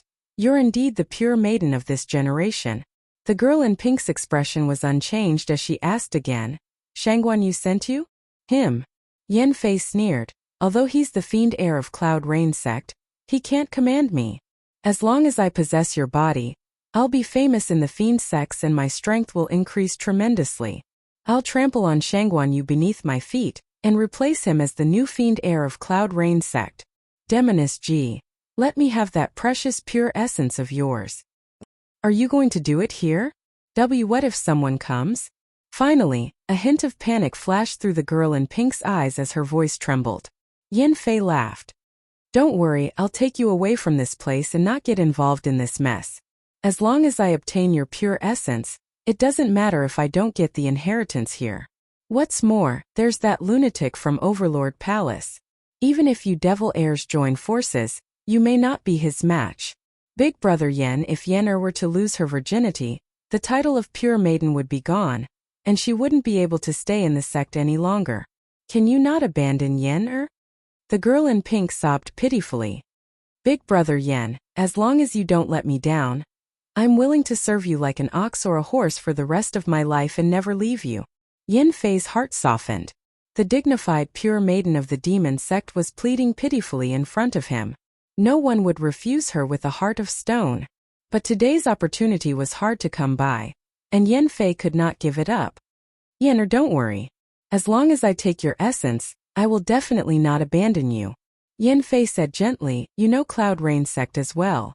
If I become the fiend heir of Cloud Rain sect, there will definitely be many women around me in the future. However, I Yen Fei guarantee that there will definitely be a place for you among them. Really? Right then the girl in pink exhaled and her veil was lifted gently, revealing a flawless smile.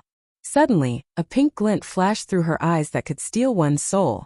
Yen Fei was slightly stunned and his expression froze as a momentary daze appeared in his eyes. Not good. The next moment, Yen Fei was alarmed. Just as he was about to exert strength with his arm, he felt a sharp pain in his chest and his strength drained rapidly. The moment Yen Fei was distracted, the girl in pink suddenly struck and punched Yen Fei's chest viciously, severely injuring the latter's heart. Immediately after, the girl in pink's arm crawled up Yen Fei's chest like a white snake. Opening her slender fingers, she gripped Yen Fei's throat. Snap! The girl in pink's eyes were cold and resolute as she squeezed hard without hesitation. Yen Fei's throat shattered and he died on the spot, his eyes filled with indignance. The entire process was extremely short. It was only when Yen Fei fell to the ground and died that the veil on the girl in pink's face was lowered slowly, covering that ravishing face of hers. At that moment Su Zimo had just arrived and saw the girl in pink retract her hand. Her palm was smooth and tender like jade. It was hard to imagine that a single palm could be so beautiful, as though it was the most beautiful treasure in the world. Even though she had just killed someone, there was not a single drop of blood on her palm. After killing Yen Fei, the girl in pink sensed something and glanced sideways. When she caught sight of Su Zimo, the coldness in the girl in pink's eyes vanished instantly. With a whimper, she pounced over like a swallow returning to its nest, saying, Brother Su, that was close. I was nearly bullied by the bad guys. Su Zimo's expression was indifferent and he was unmoved. When the girl in pink pounced over, Su Zimo shifted sideways and dodged to the side. Missing, the girl in pink pouted her red lips and her eyes were filled with grievance and confusion. Sparkling tears welled up in her eyes and looked as though they were about to fall once more. After pausing for a moment, the girl in pink seemed to have thought of something and asked in concern, Brother Su, are you alright? Did those from Malevolent Earth sect hurt you? Su Zimo did not reply and suddenly said, let's continue walking. Yes, alright. The girl in pink nodded obediently. Since this is your sect's inheritance ground, do you know what you're going to inherit? Along the way, Su Zimo asked casually. Perhaps it's some cultivation technique or secret skill. The girl in pink replied ambiguously, after all, I've never been here before so I don't know the specifics. Pausing for a moment she continued, however, I have a feeling that we're almost at the end. The underground fork was filled with a thin black fog that emitted a faint stench of blood. As Su Zimo ventured deeper, the stench of blood grew thicker. Su Zimo guessed that even though there were many complicated forks underground, all of them would eventually lead to the same destination, if they followed a single direction. True enough. After walking for a while, Su Zimo and the girl in pink came out of another fork and the scenery before them changed as it opened up. This was an extremely spacious area and the surrounding cliffs were steep with cracks. At a glance, they were densely packed and were the countless forks that led to the outside. In the middle of this place was a gigantic pool that shimmered with light. The black fog was coming from the pool. Su Zimo focused his gaze and could not help but gasp as chills ran down his spine. The pool was dark and incomparably scarlet in color. This was clearly a pool of blood.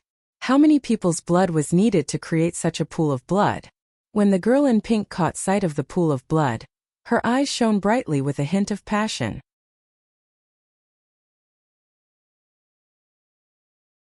Chapter 170. 100 feet away from the blood pool, a buzzcut cultivator sat in a lotus position. Beside him was a thick, black spear that was even taller than Suzimo. The buzzcut cultivator's eyes were closed and his breathing was steady. His face was chiseled and his upper body was bare. Every single inch of his muscles shone with a bronze luster, as though they were molten steel and filled with power. There was no one else within 100-meter radius of that person except for that gigantic spear. The moment Suzimo caught sight of that person, he felt an immense pressure.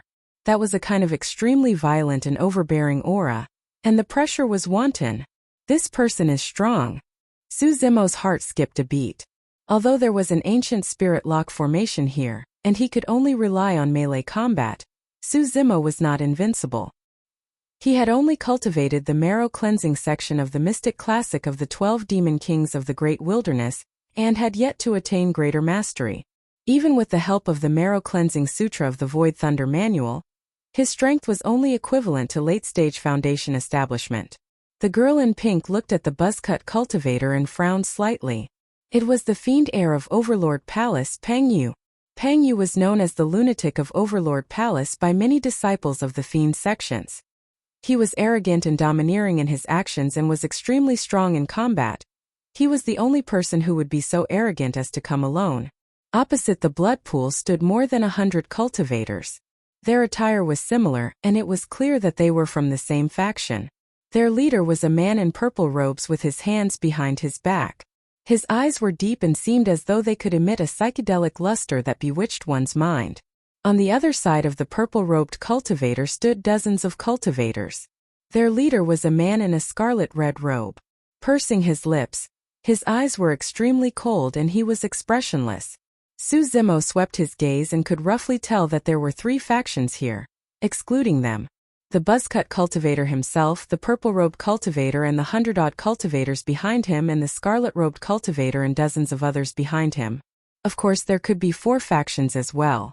If Suzimo was not wrong, the corpse that tried to assassinate him twice previously should not belong to any of those 3 factions. Including that person, there were 4 factions. If that undead had come here with his disguise and concealment techniques, Suzimo would not have been able to find him at all if he did not reveal any killing intent. When Suzimo and the girl in pink appeared, the reactions of the cultivators from the 3 forces were worth pondering over. The buzzcut cultivator remained motionless, not even opening his eyes. The purple-robed cultivator looked at the girl in pink and smirked coldly. The blood-robed cultivator's expression was cold, and he did not say a word. The 3 cultivators had one thing in common, which was that they had subconsciously ignored Suzimo. Right then, a group of cultivators walked out from a fork in the road not far away. Their leader was dressed in black robes. It was the group from Malevolent Earth Sect that had fought with Suzimo previously. When the black-robed cultivator caught sight of Suzimo, his pupils constricted with a flash of killing intent. Initially, the black-robed cultivator brought more than 100 people with him. However, in that short exchange with Suzimo, more than 20 of them were killed and even he nearly lost his life. Not long after, a few more people appeared. The person in the lead was extremely handsome. He was waving a folding fan in his hand. His face was like jade, his eyes were like bright stars, and his bearing was extraordinary. Coupled with his white robe, he was really handsome and elegant. That person had a faint smile on his lips and his gaze was gentle. Compared to the buzzcut cultivator and the purple-robed cultivator, this person was rather normal and did not seem like he was from the wrong path. Behind the white-robed man were 4 peerless beauties. All of them had ethereal looks and graceful figures. However, each of them was beautiful in their own way. The white-robed man turned and looked at the girl in pink, saying gently, "Yenner, this place is so dangerous. Why don't you come to my side?" The girl in pink laughed. "Shangguanyu, sorry to disappoint you. There's a fool in Cloud Rain sect that was killed by me." "Oh." The white-robed cultivator called Shangguanyu did not seem surprised as he nodded. "Yin Fei? I've long predicted that he would die. However, I didn't expect him to die so quickly. I thought that he would be able to follow you all the way here." As a disciple of Cloud Rain sect, he committed a mistake that he shouldn't have, the girl in pink said. "Fufu." Shangguanyu chuckled. How can an ordinary disciple of the fiend sex be a match for the pure maiden of the fiend sex? He didn't die in vain. Pausing for a moment, Shang Guanyu swept his gaze across Su Zimo. Waving his folding fan, he asked in a seemingly casual manner, "Yin, who is this person?" "He's someone who's supposed to protect me." The girl in pink walked forward and hugged Su Zimo's arm as she said in a sweet voice. "Oh." Shang Guanyu smiled and said faintly, "He does have some capabilities to be able to make it this far. But it's a pity that he's going to die." Right then, Su Zimo turned around and looked at the girl in pink beside him. A mocking look flashed through his eyes as he said calmly, "Pure maiden of the fiend sections. Indeed, you're from the fiend sections. I didn't want to hide it from you either, but..." Just as the girl in pink was about to explain, she was interrupted by Su Zimo's voice. "I've said it before. If you encounter anyone from the fiend sex, kill every single one of them!" Exclamation point. When they heard that, someone could not help but burst into laughter. What was this place? Who were the people around them? That green-robed cultivator must be crazy to say something as such. Ha ha ha ha. A series of laughter sounded from the surroundings. Even the buzz-cut cultivator who had his eyes closed turned around and glanced at Su Zimo. "Who is this person? He's so funny. I don't know. Perhaps there's something wrong with his head, and he's starting to spout nonsense." Almost everyone was laughing except for the black-robed cultivator of malevolent earth sect. Shang Guanyu smiled. "Yin, this cultivator is rather interesting. Even I'm a little reluctant to kill him." The girl in pink ignored everyone else and merely looked at Su Zimo, saying aggrievedly, "Brother Su, you promised to protect me?" "Yes." Su Zimo nodded. However, his next sentence nearly caused the girl in pink to spit out blood. "I'm going back on my word," Su Zimo said expressionlessly. Gritting her teeth, the girl in pink said, "How can you be so shameless? Don't forget that I've given you more than 400,000 spirit stones." Su Zimo pointed to the surrounding cultivators and said in a deep voice, "If I'm not wrong, everyone here is from the fiend sex and the inheritance here belongs to the fiend sex as well. You didn't have any good intentions by luring me here. If not for the fact that I have some tricks up my sleeve, I would have ended up like Wu Xiangming, Yin Fei and the others. I can protect you for 400,000 spirit stones. However, it's too cheap for you to buy my life." At that moment, the girl in pink was alarmed. The two of them were extremely close and she could clearly sense Su Zimo's killing intent. The girl in pink froze and felt as though she had fallen into an ice cellar. She knew that if she did not deal with it properly, this green-robed man would truly kill her. "Why you can't kill me?" Suddenly the girl in pink said. Su Zimo was silent and merely glared at the girl in pink coldly. His palm was already on the hilt of his cold moon saber. Reaching out, the girl in pink removed her veil slowly, revealing a flawless face as she said softly, "My name is Jian."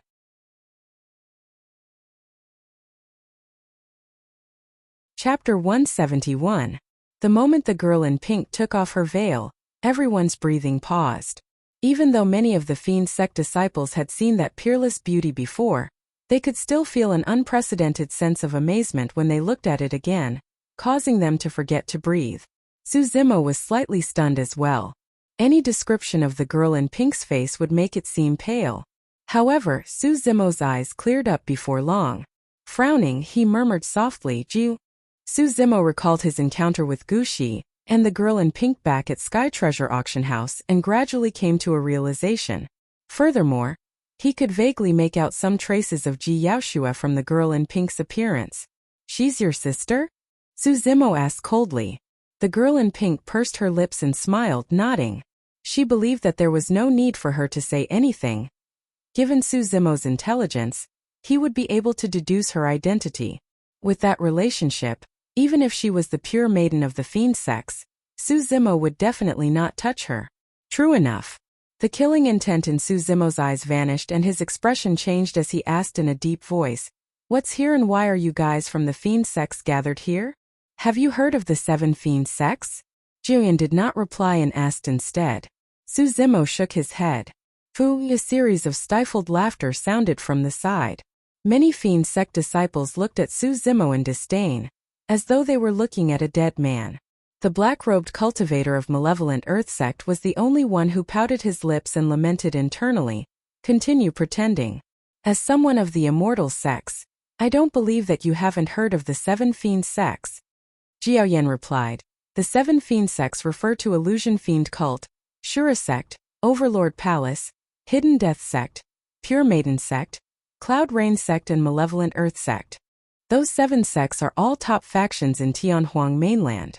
Any single mighty figure or patriarch from those sects is enough to destroy the 5 major sects of the Great Zhou dynasty.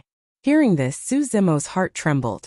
Ji Yaoyan's words didn't sound like much, but it was a warning to Su Zimo that he'd better not reveal his identity.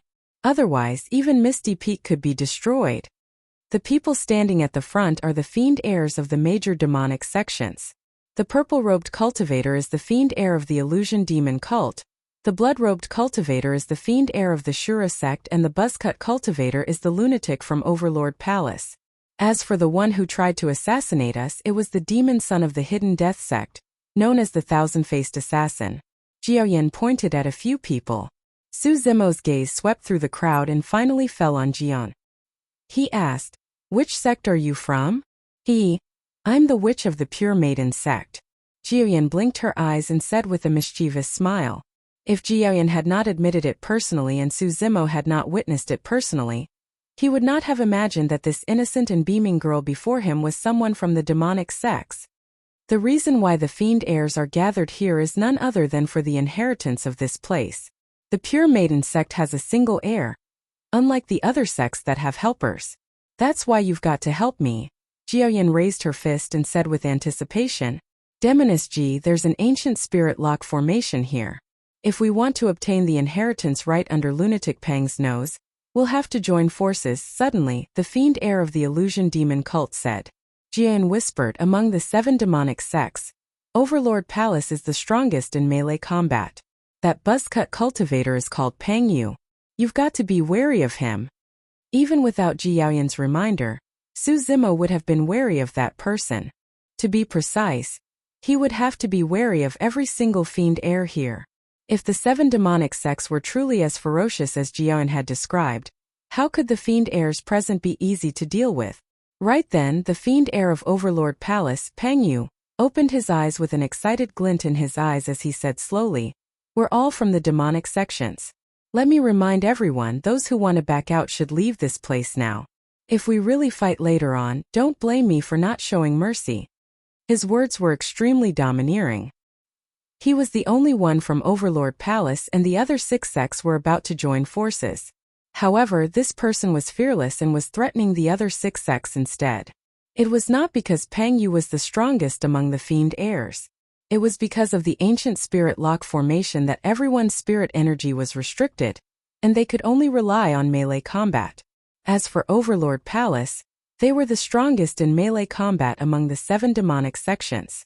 The existence of the ancient spirit lock formation also allowed Su Zimo to be like a fish in water.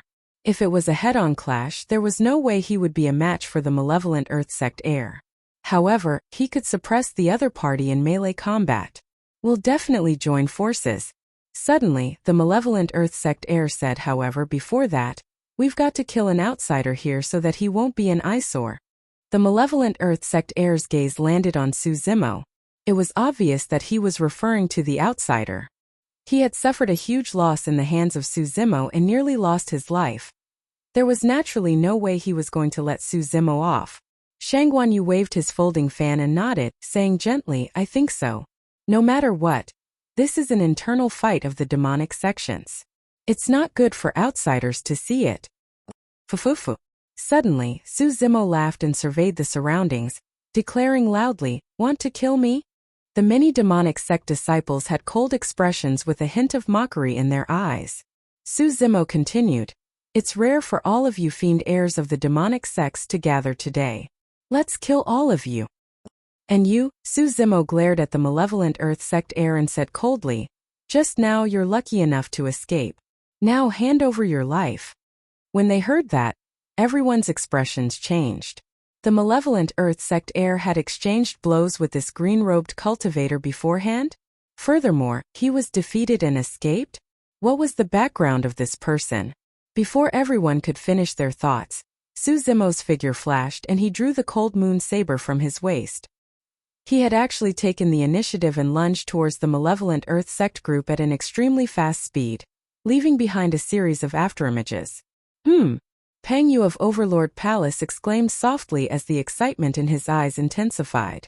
Given his eyesight, he could naturally tell how shocking the power released by Su Zimo's simple action was. Interesting. Peng Yu grinned as though he had caught sight of his prey. Everyone help me. This person is from the immortal sex. The malevolent Earth sect heir retreated swiftly and hollered.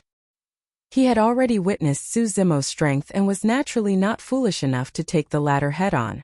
Someone from the immortal sex. How dare you? You don't know what's good for you.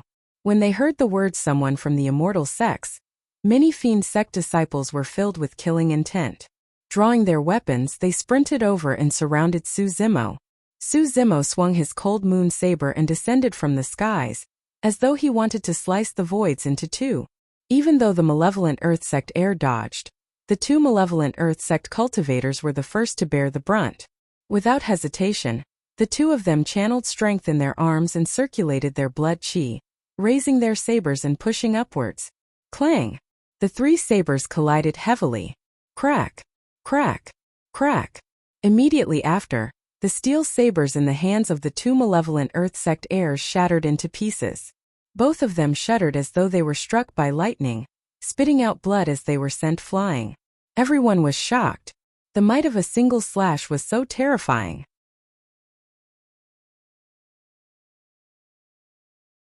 Chapter 172. Su Zimo was not someone who would allow himself to be slaughtered. Notwithstanding the fact that there was an ancient spirit lock formation here that restricted everyone's spirit energy, even if there wasn't, Su Zimo would not allow himself to be captured without a fight. Furthermore, he hated the fiend sex to begin with, and this was a rare opportunity. Even if he could not kill all 6 fiend heirs, he would definitely not allow them to receive the inheritance successfully. A chilling intent surged over from the side. Su Zimo glanced from the corner of his eye and saw multiple sword shadows. The sword shone with a strange light that was bedazzling. Illusion Fiend Cult's fiend heir. The power of that sword was not strong and could not even compare to the power released by the malevolent Earth sex fiend heir. However, in the hands of the Illusion Fiend Cult's fiend heir, the sword seemed to have transformed into an endless number of swords that were difficult to differentiate between real and fake. Su Zimo frowned slightly and dodged to the side in the face of that sword. That was a completely brilliant sword technique from the other party. In melee combat, strength was not the only thing. Speed, defense, and many other techniques were the embodiment of combat strength. Even though Su Zimo liked the ferocity of the saber, he did not know any saber techniques and only used the same few moves, relying purely on the burst of strength. Against the brilliant sword technique of the Illusion Fiend Cult's fiend heir, Su Zimo felt helpless and could only retreat for the time being. Swoosh! On the other side, a bloody light flashed, emitting a dense and pungent smell that assaulted his nostrils. The blood light was not a true blood light, but a light that shone from the saber. The Shura sex fiend heir wielded a scarlet saber that looked extremely sinister, as though there was blood flowing within it. The killing intent was so intense that even Su Zimo felt his chest tighten and suffocated. Su Zimo had survived in Songlang Mountain Range for a year, and had experienced all sorts of bloody scenes. However, when the Shura sex fiend heir slashed out, Su Zimo felt as though he was facing a mountain of corpses and a sea of blood. It was extremely tragic and soul-stirring. Swoosh! He opened a folding fan and flipped it in front of Su Zimo. The clouds on top of the fan seemed to be dripping with rain. Su Zimo only glanced at it once, and he felt like he was in a trance. There was an inexplicable fire of lust in his lower abdomen that was uncontrollable. Not good. Su Zimo was shocked. This feeling was a little like being drugged by the joyful sex Hahuan powder.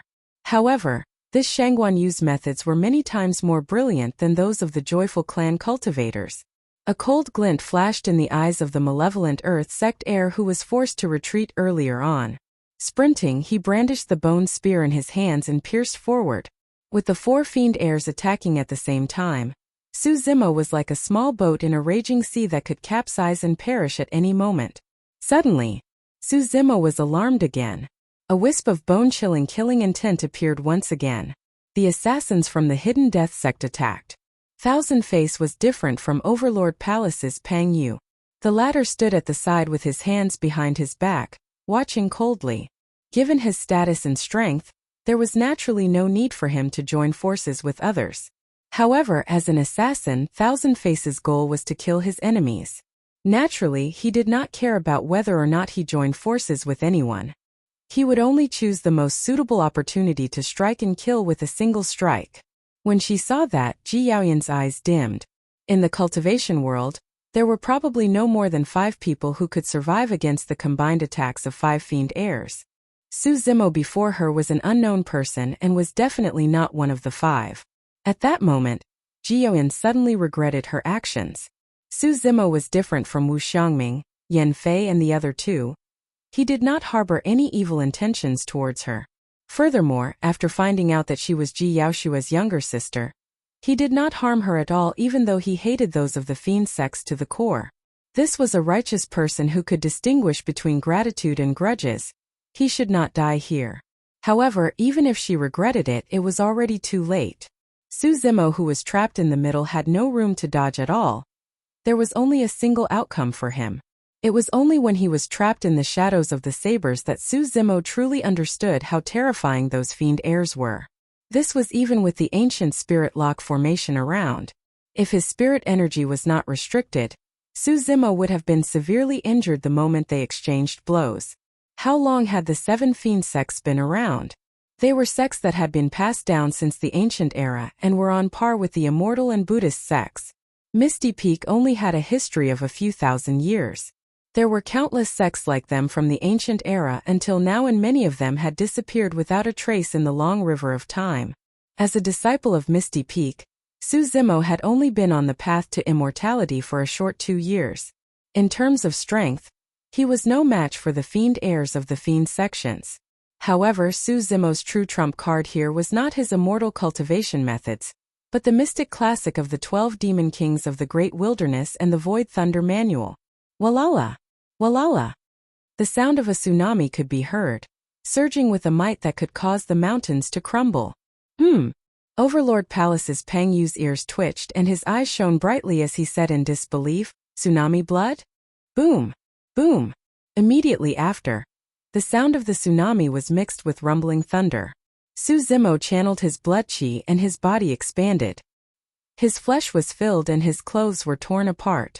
The strong and ferocious bloodline flowed through his limbs and bones, extinguishing the lust in his heart instantly. Su Zimo's eyes regained their clarity. Against the encirclement of the 5 fiend heirs, he was not afraid at all. Instead, his battle intent surged and his killing intent surged as he hollered, "Confusion!" Lightning flashed in his palm in an incomparably blazing manner before shattering. With Su Zimo as the center, a blinding light burst forth, forming a gigantic circle of lightning that extended in all directions. At that moment, the 5 fiend heirs lost their senses for a moment. Instantly, the true form of the illusion fiend cult heir's sword was revealed. This was what it meant by Dao is 10 feet tall when the fiend is a foot tall. With a backhand slash, Su Zimo struck the illusion fiend cult heir's sword heavily. Sparks flew and the ear-piercing sound of metal clashing could be heard. The illusion fiend cult heir shuddered and his face turned incomparably pale. Stumbling backwards, he fell on his butt with a trace of blood flowing from the corner of his mouth. To begin with, illusion fiend cult did not have any superior body tempering techniques. Once their sword technique was broken, there was no way they could withstand the impact of Su Zimo's power. Thunder Spear! After the confusion, lightning gathered in Su Zimo's palm once more, forming a long spear with electric snakes that he flung towards the Shura sect heir. Thus, the Shura sect heir gasped slightly. Everyone's spirit energy was restricted here. However, the green-robed cultivator could release thunder arts and they were rather powerful. There was no way the Shura sect heir would dare to advance as he hurriedly retracted his saber and held it horizontally before his chest. The thunder spear pierced the middle of the blood-colored saber. Lightning flashed and spread along the saber to his body. The Shura sect heir shuddered and his legs went limp as he fell to the ground as well. In the blink of an eye, both fiend heirs were injured. At that moment, the confusion effect of the thunder art disappeared and Shangguan Yu's folding fan was like a sharp blade, slicing towards Su Zimo's neck. Thousand Faces' killing intent was locked onto Su Zimo the entire time, waiting for an opportunity to strike.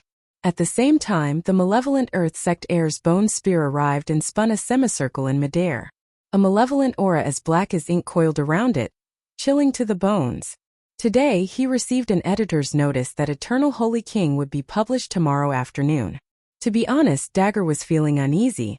It was different from the first book. At that time, there were not many readers and he was not afraid of anyone. Now that he had all of you, he was afraid of your disapproval. Publishing meant that he would have to pay for it. Given Dagger's update rate, if he did not update, he would have to spend about 1 or 2 cents a day. Actually, this was the motivation for Dagger to work day and night, even staying up until dawn. Everyone read a chapter for a few minutes, but Dagger had to write for a few hours. When he was stuck, Dagger often sat in front of the computer and could not write a single word for a few hours. Even though he was frustrated, he still had to pull at his hair to think and straighten out the plot. My friends in the group often tease me, Dagger, are you pulling at your hair until it's gone? _carrot Dagger only hopes that. If you like it, if you have the ability, if you are willing, please support me, and subscribe. Even so, there would always be people who would leave. In any case, Dagger wanted to thank everyone for their company during this period of time. Many nights, when Dagger was reading the book reviews, he would feel very warm in his heart. It was because of everyone's words, comments, and reminders that Dagger had the motivation to continue. Let's talk about this book. In the introduction, it was said that the heavens were jealous of a genius. The dragons and phoenixes among geniuses could be crowned as demons.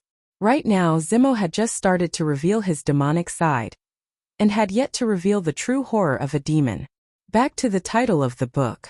In Immortal Sword God, the word immortal had a special meaning. In Eternal Sage King, the word eternal had a similar meaning. Just as the book said, the Great Zhou dynasty was only a corner of Tianhuang mainland. Now that Zimo had come into contact with the 7 fiend sects and heard about the existence of the immortal sects from the fiend heir, there were more than just the 7 fiend sects and 9 immortal sects in Tianhuang mainland. There were also the 8 demon regions, 6 Buddhist monasteries, 5 heretical doctrines, and for unorthodox groups. What kind of sparks would be created from the collision of so many factions, and what kind of role would Zimo play? Feng Haoyu was a huge threat to Zimo. What was his identity and why did he target Zimo time and time again? Who was Dai Yu and what 3 items did she leave for Zimo? What was the Bloodbone Palm? What was hidden beneath the cold lake of Tsonglang mountain range? All of these will be revealed in the following chapters. Please take your time to catch up. Finally, I would like to thank a few people. Dian Dian Guagua Little Apple Lunatic Yen Yen Xian Xian Shuang Shuang Z League 47 Wan Wan Gue Gue Ocean Wave Xiao Wu Erpa Air Ming Airy. There were many others and I would not write them down one by one. Thank you for your support and company. Perhaps there were some friends who did not leave any comments and were silently supporting Dagger. Thank you all as well. Readers who followed Immortal Sword God would know that Dagger's speed of writing was not fast. Thankfully, he was constantly updating. Dagger did not have any chapters. However, he would drop everything tomorrow and write with all his might. He would try his best to update as much as he could. Finally, all the words he wanted to say could be summed into a single sentence. Please subscribe _carrot.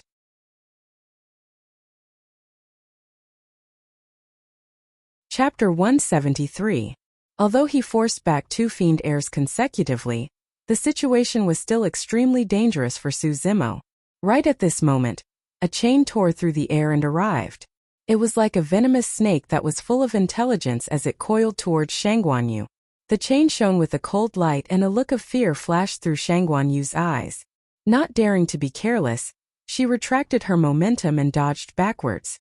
Demoness Ji, what are you doing? Shangguan Yu narrowed her eyes and hollered. That chain was Ji Yaoyan's weapon. When she saw Su Zimo trapped, she was filled with regret. However, even if she had attacked back then, she would not have been able to break out of the situation. The next moment a change happened. Su Zimo released the torrential power of his bloodline in an incomparably domineering manner and forced back 2 fiend heirs with a thunderous momentum, causing the situation to change. Jian no longer hesitated and attacked right away. Due to her participation, the situation changed once more. 3 of the 5 fiend heirs were gone, leaving only the thousand-faced assassin and the malevolent Earth sect heir. Actually, among the 5 fiend heirs, the thousand-faced assassin was the greatest threat to Suzimo. That was because Suzimo could not pinpoint the thousand-faced assassin's location at all. The moment that assassin appeared, it would be a sure kill. In a flash, Suzimo's thoughts changed rapidly. Striding forward, he gripped the cold moon saber with both hands and slashed towards the incoming bone spear. The malevolent Earth sect heir sneered. He had long noticed that while Suzimo was strong, he did not know any saber techniques. That was Suzimo's greatest weakness. However, it was different for malevolent Earth sect. He alone had mastered no less than 5 types of superior spear techniques. With a tremble, the bone spear drew an arc in midair. Although it looked simple, the landing point of the spear tip was unknown and could change at any moment. When the malevolent Earth sect heir saw Suzimo attack, he narrowed his eyes and barked coldly, "Die." Exerting strength in both arms, the malevolent Earth sect heir paused and avoided the trajectory of the cold moon saber. Thrusting forward, it went straight for Suzimo's chest. Suzimo's chest was exposed, revealing a fatal flaw. Right then, a ghostly figure flashed out from the fiend cult crowd that was initially surrounding. Instantly, it arrived behind Suzimo and extended its palm. Under the gazes of countless people, a long and narrow sword suddenly appeared in his empty palm. It was thin as a cicada's wing and incomparably sharp. No one could clearly see how the sword appeared. However, at this moment, everyone knew the identity of the person who had attacked, the demon son of the hidden death sect, the thousand-faced assassin. If he did not attack, no one would he be able to attack. He would be is Suzimo's assassin Zimo and Su. At that moment, Suzimo had already used up all his moves. Against the incoming bone spear of the malevolent Earth sect heir, it was already too late for him to retract his saber to block. Suzimo. Che. That was to dodge backwards. At that moment, the thousand-faced assassin appeared and stabbed out with his sword, cutting off Suzimo's path of retreat completely. The thousand-faced assassin's timing was frightening. Even though they were merely spectators, everyone could not help but feel fearful. On the other side, Jiyan was completely entangled by Shangguan Yu and could not extricate herself. In the blink of an eye, the situation took a turn for the worse and Suzimo's life was hanging by a thread. Peng Yu of Overlord Palace shook his head and the excitement in his eyes faded gradually. To Peng Yu, Suzimo was already a dead man. A dead man was not worthy of being his opponent. Nobody noticed that Suzimo, who was in the center of the storm, had a calm expression and calm eyes that were frighteningly calm. Under normal circumstances, Suzimo would indeed have no way out and would not be able to react in time. However, the current situation was completely due to Suzimo's deliberate act of exposing an opening. If he did not reveal an opening, the thousand-faced assassin would not have appeared. That was way too much of a threat to him. As though he had expected the incoming bone spear, Suzimo did not stop after his saber missed. Crouching on the ground, he used his limbs and slithered forward like an anaconda. When they saw that, everyone's eyes lit up and their hearts were filled with awe. Although that dodging action looked a little strange, it allowed him to avoid the incoming bone spear and thousand-faced assassin's sword perfectly. It was impeccable and resolved the danger into nothingness. "All right." Peng Yu grinned and the fighting spirit in his eyes burst forth once more. However, the malevolent Earth sect heir's heart skipped a beat when his spear missed. Without hesitation, he exerted strength in his legs and retreated with his spear in tow. A black shadow glided over on the ground at an extremely fast speed and arrived before them in the blink of an eye. Suzimo leaped up with a murderous intent in his eyes. Raising his cold moon saber, he flicked upwards. "Ah!"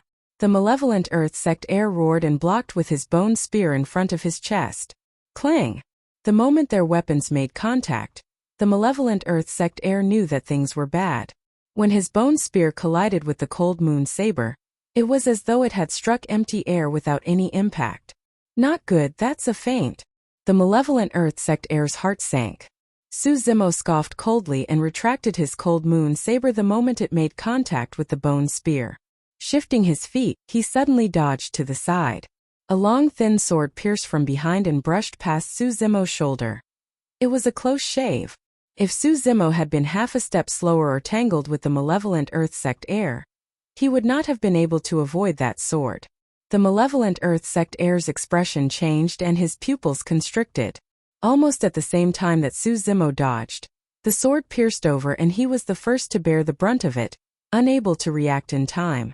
Thousand-faced assassin! The malevolent Earth Sect heir shrieked.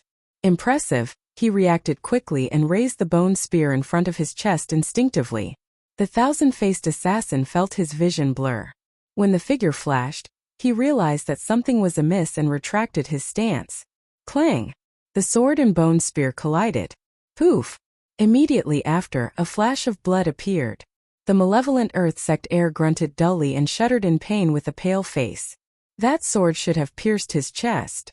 However, after his bone spear blocked it and the thousand-faced assassin retracted his stance, the thin sword merely pierced his shoulder blade.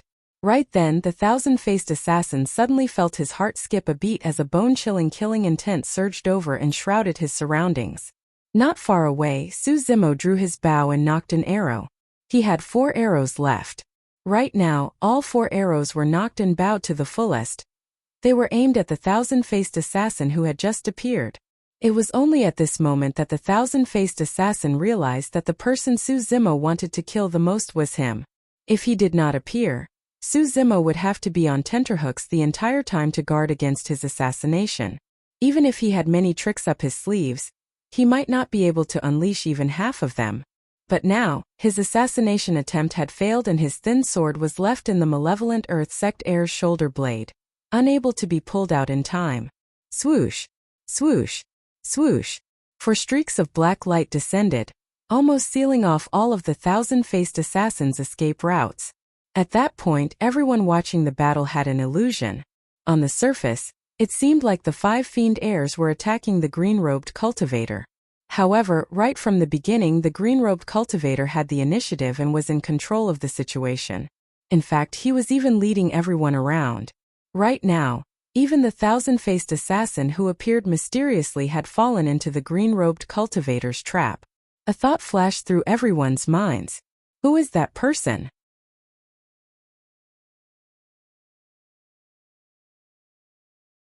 Chapter 174. Even though he knew that he was in danger, the thousand-faced assassin remained expressionless. Drawing his sword, he suddenly curled up into a ball and spun in midair like a tortoise. The long and narrow sword formed a beautiful sword light around his body, dazzling everyone's eyes. This was an extremely famous defensive technique of Hidden Death Sect. On the one hand, curling one's body could reduce the chances of being injured. On the other hand, the sword danced and formed a sword shadow barrier with the power of rotation. It was difficult for water to enter, and could defend against enemies from all directions. Cling! Clang!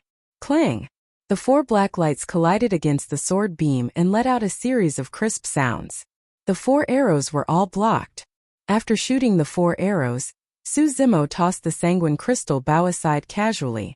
Without stopping, he dashed towards the thousand-faced assassin in a flash, the cold moon saber in his hands exuding a chilling killing intent. Naturally, Su Zimo did not think that he could kill the fiend heir of Hidden Death Sect with just 4 arrows. Those 4 arrows were merely Su Zimo's first move. His true killing move was yet to come. Although the thousand-faced assassin blocked the 4 arrows, the power of the arrows still caused his body to stagnate slightly. Right at that moment, Su Zimo arrived before him. Without a word, he raised his cold moon saber and slashed at his face. There was no technique to that slash. However, it brought with it an unparalleled aura. His bloodline surged and the lightning blazed in a menacing manner. The thousand-faced assassin could not dodge and could only take it head-on. It was not that he did not want to dodge, but Su Zimo had forced him into a corner. Every single step was calculated with extreme precision, and he did not give the assassin any chance to catch his breath. Clang! The sword and cold moon saber collided and let out a jarring sound. The thousand-faced assassin shuddered and his arms went numb. The web between his thumb and index finger was torn and dripping with blood. He could barely hold onto his weapon. The sword was bent by the immense power of the cold moon saber at a shocking angle. Just as it was about to hit the thousand-faced assassin's chest, something happened. Due to the curved blade, The tip of the thousand-faced sword strangely jumped up as if it was alive, silently stabbing towards Su Zimo's neck. If Su Zimo had continued to exert force with this slash, Thousand-Face would have been heavily injured at most, but Su Zimo's throat would have been pierced on the spot. The assassination methods of the hidden death sect were unpredictable and beyond the imagination of ordinary people. If one was not careful, they would be killed. Su Zimo was alarmed. He saw the tip of the sword coming at him from the corner of his eye. He retracted his saber and stepped forward. On the surface, it looked like it was just the tip of a foot, but with Su Zimo's bloodline and strength, a single step was no different from a spear thrust. Suddenly, Su Zimo seemed to have sensed something and changed his move at the last moment, pulling his leg back. A dagger had appeared in the Thousand Faces' other hand at some point in time. It was waiting there for Su Zimo's kick. As expected of the fiend heir of Hidden Death Sect, Su Zimo praised internally, feeling a little regretful. Just now, he thought that he would definitely be able to kill the Thousand-Faced Sword with his meticulous plan. To think that it would still be resolved by the other party's complicated methods. Of course, although the Thousand-Faced Sword managed to escape with his life, he did not have it easy either. After taking Su Zimo's slash head-on, the Thousand-Faced Sword's organs were shaken. Not daring to linger, he tapped his feet and passed through the crowd, darting into a fork in the road and disappearing in the blink of an eye. Although that threat was temporarily removed, nobody could guarantee that the Thousand-Faced Sword would not return. Everyone attacked together. Let's kill that lad first. Illusion Fiend Cult's heir hollered with a dark expression. The fiend heir of Shura Sect nodded and waved his hand. The cultivators of Illusion Fiend Cult, Shura Sect and Malevolent Earth Sect swarmed forward and a great battle broke out once more. On the other side, Shangguan Yu looked at Jiaoyan, who was pestering him endlessly, and gradually lost his patience.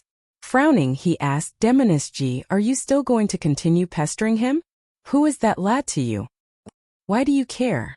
Jiaoyan smiled playfully and looked at Shangguan Yu playfully. Shangguan Yu waved his hand and the four beautiful women behind him appeared in a flash. "There's no need to hold back. Kill her." Shangguan Yu pointed at Demoness Ji with a cold gaze. Jiaoyan was fearless as she chuckled. "Shangguan Yu, it's not certain who's going to be the one to kill who." Swoosh swoosh swoosh. The four women arrived beside Jiaoyan and surrounded her.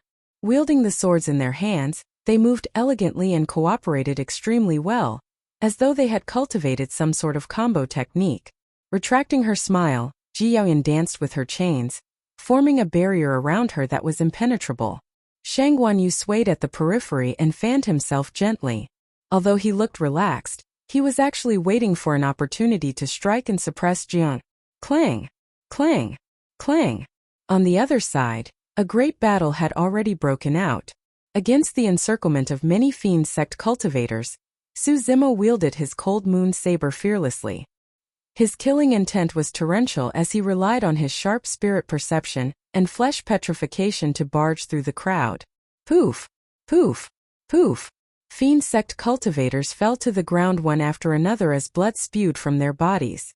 Nobody noticed that the blood on the ground was flowing towards the blood pool in the center, as though it was being drawn by something.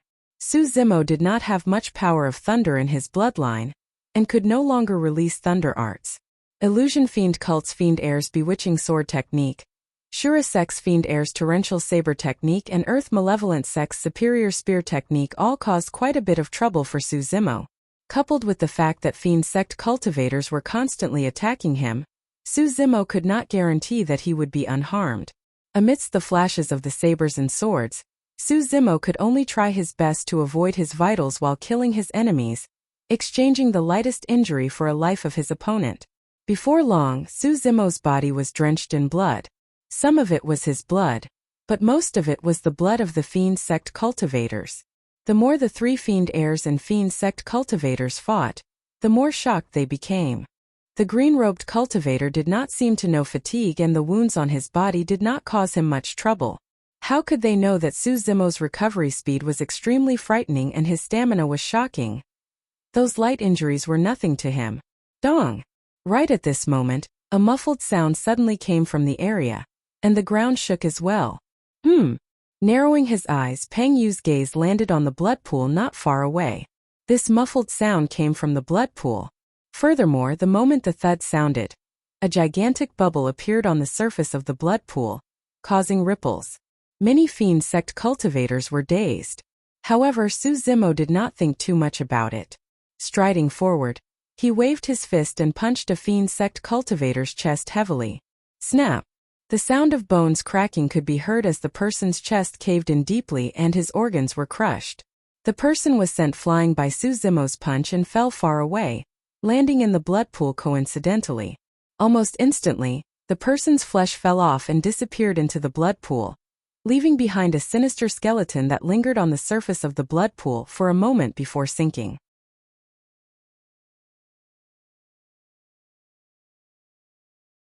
Chapter 175. Many fiend sect cultivators' expressions changed slightly when they saw that. However, the glint in their eyes intensified. Su Zimo did not know what the inheritance of this place was.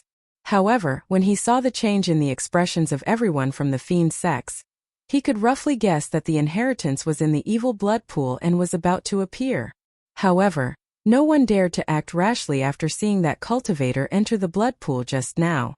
Right then, Shang Guanyu's figure flashed, and he took advantage of Ji Yaoyan's momentary distraction to launch a sneak attack. The edge of the folding fan was extremely sharp and it sliced across Ji Yaoyan's arm, causing a flash of blood. Ah! Ji Yaoyan was in so much pain that her face turned pale and she could not help but cry out. When he saw that, Su Zimo's eyes surged with killing intent. With a leap, he flew over the heads of many fiend sect cultivators and arrived in front of Shang Guanyu and the others. Swoosh! The cold moon saber descended from the skies and slashed down with an indomitable aura. Shang Guanyu's expression changed and he did not dare to take it head-on. He retreated hurriedly and shouted, "Stop him! Fellow sect mates, let's work together to kill this man."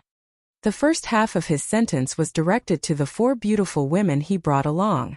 However, the second half was directed to the other fiend sect cultivators. Swash! Swash! Swash! It was clear that the 4 beautiful women had cultivated a combination attack technique. Their 4 swords stabbed over from different angles, giving off an unstoppable feeling. Although Ji Yaoyan was from the fiend sects, she was Ji Yaoshua's younger sister after all. With that relationship, Su Zimo had to protect her. Now that he saw that Ji Yaoyan was injured, Su Zimo could not be bothered with anything else. Facing the 4 incoming swords, he did not dodge or retreat. Instead, he blocked with the cold moon saber in his left hand and reached out with his right hand at the same time, placing it on one of the swords. A coil and a tremor. Bam! The sword let out a violent tremor and the sword-wielding woman exclaimed. The web between her thumb and index finger cracked and the sword slipped out of her hand. Instantly, the combination attack of the 4 was broken. Su Zimo's figure flickered, leaving behind numerous afterimages. He instantly appeared in front of the woman and leaned against her. With a bang, the woman was sent flying like a kite with a broken string. When she landed on the ground, she was no longer breathing. At the same time, Su Zimo swung his saber backhandedly, and a cold light swept across the fair neck of another woman. A scarlet trail of blood appeared. Whoosh! A mist of blood gushed out. They brushed past each other. In just one exchange, the 2 women from Cloud Rain sect died at Su Zimo's hands. Su Zimo came to Ji Yaoshua's side and asked with a frown, "How is it?" "I'm fine. You don't have to worry about me." Ji Yaoshua shook his head and signaled him to be careful behind him. Su Zimo turned around and looked coldly at the people from the demon sect who were closing in on him. He brandished the long saber in his hand and let out a long howl before he charged into the crowd again. Bang! Although the person in front of him managed to block Su Zimo's saber, he was sent flying.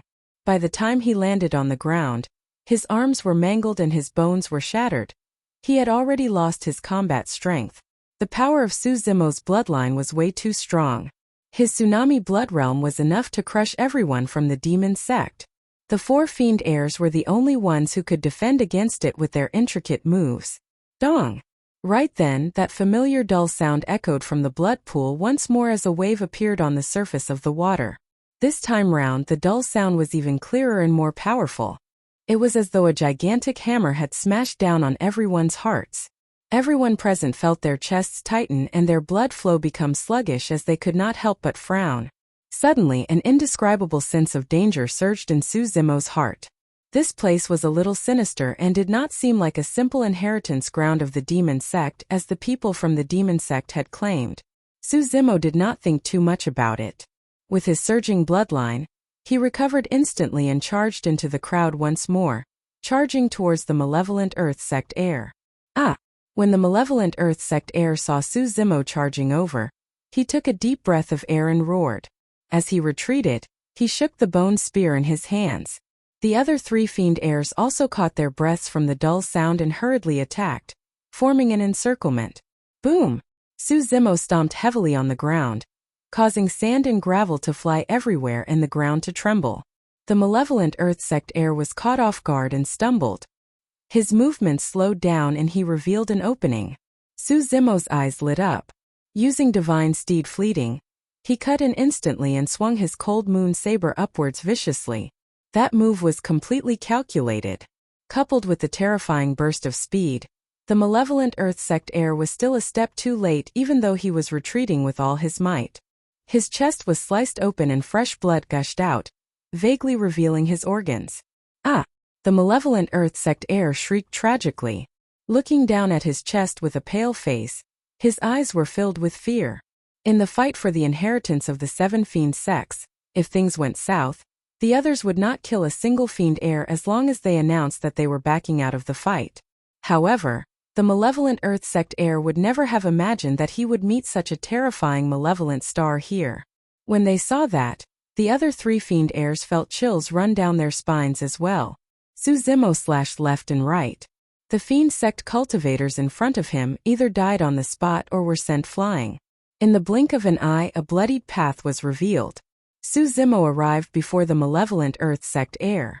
With a cold expression, he grabbed the latter's head and swung his cold moon saber horizontally. Exclamation point! A gigantic head was severed. Pust! Everyone from the fiend sects gasped. They did not know which immortal sect produced such a ruthless person who could kill the malevolent Earth sect heir without batting an eyelid. The demon heirs of Illusion Fiend Cult, Shura sect, and Shangguan Yu were retreating. If the 4 of them could not kill this person, it would be futile even if the 3 of them went up. In fact, they might even die here. Lunatic Pang, are you going to watch the fiend heirs of the fiend sects get killed without doing anything? Shangguan Yu asked with a dark expression. If you continue watching by the sidelines, what do you think the other fiend sect cultivators will think when news of what happened today reaches the fiend sects? Ha ha ha ha. The Illusion Fiend Cult heir burst into laughter. They'll only think that you're a fake lunatic Pang who's strong on the outside but weak on the inside. You're so scared that you don't even dare to let out a fart when you meet someone from the immortal sects. When he heard that, Pang Yu finally moved. Standing up from where he was, the fighting spirit in his eyes seemed to have turned into 2 balls of flames. That single action alone caused everyone present to feel an omnipresent pressure. It was as though there was an ancient fiend's figure on Pang Yu's body, shrouding the heavens with a matchless fiendish might. There's no need to agitate me, Pang Yu replied coldly.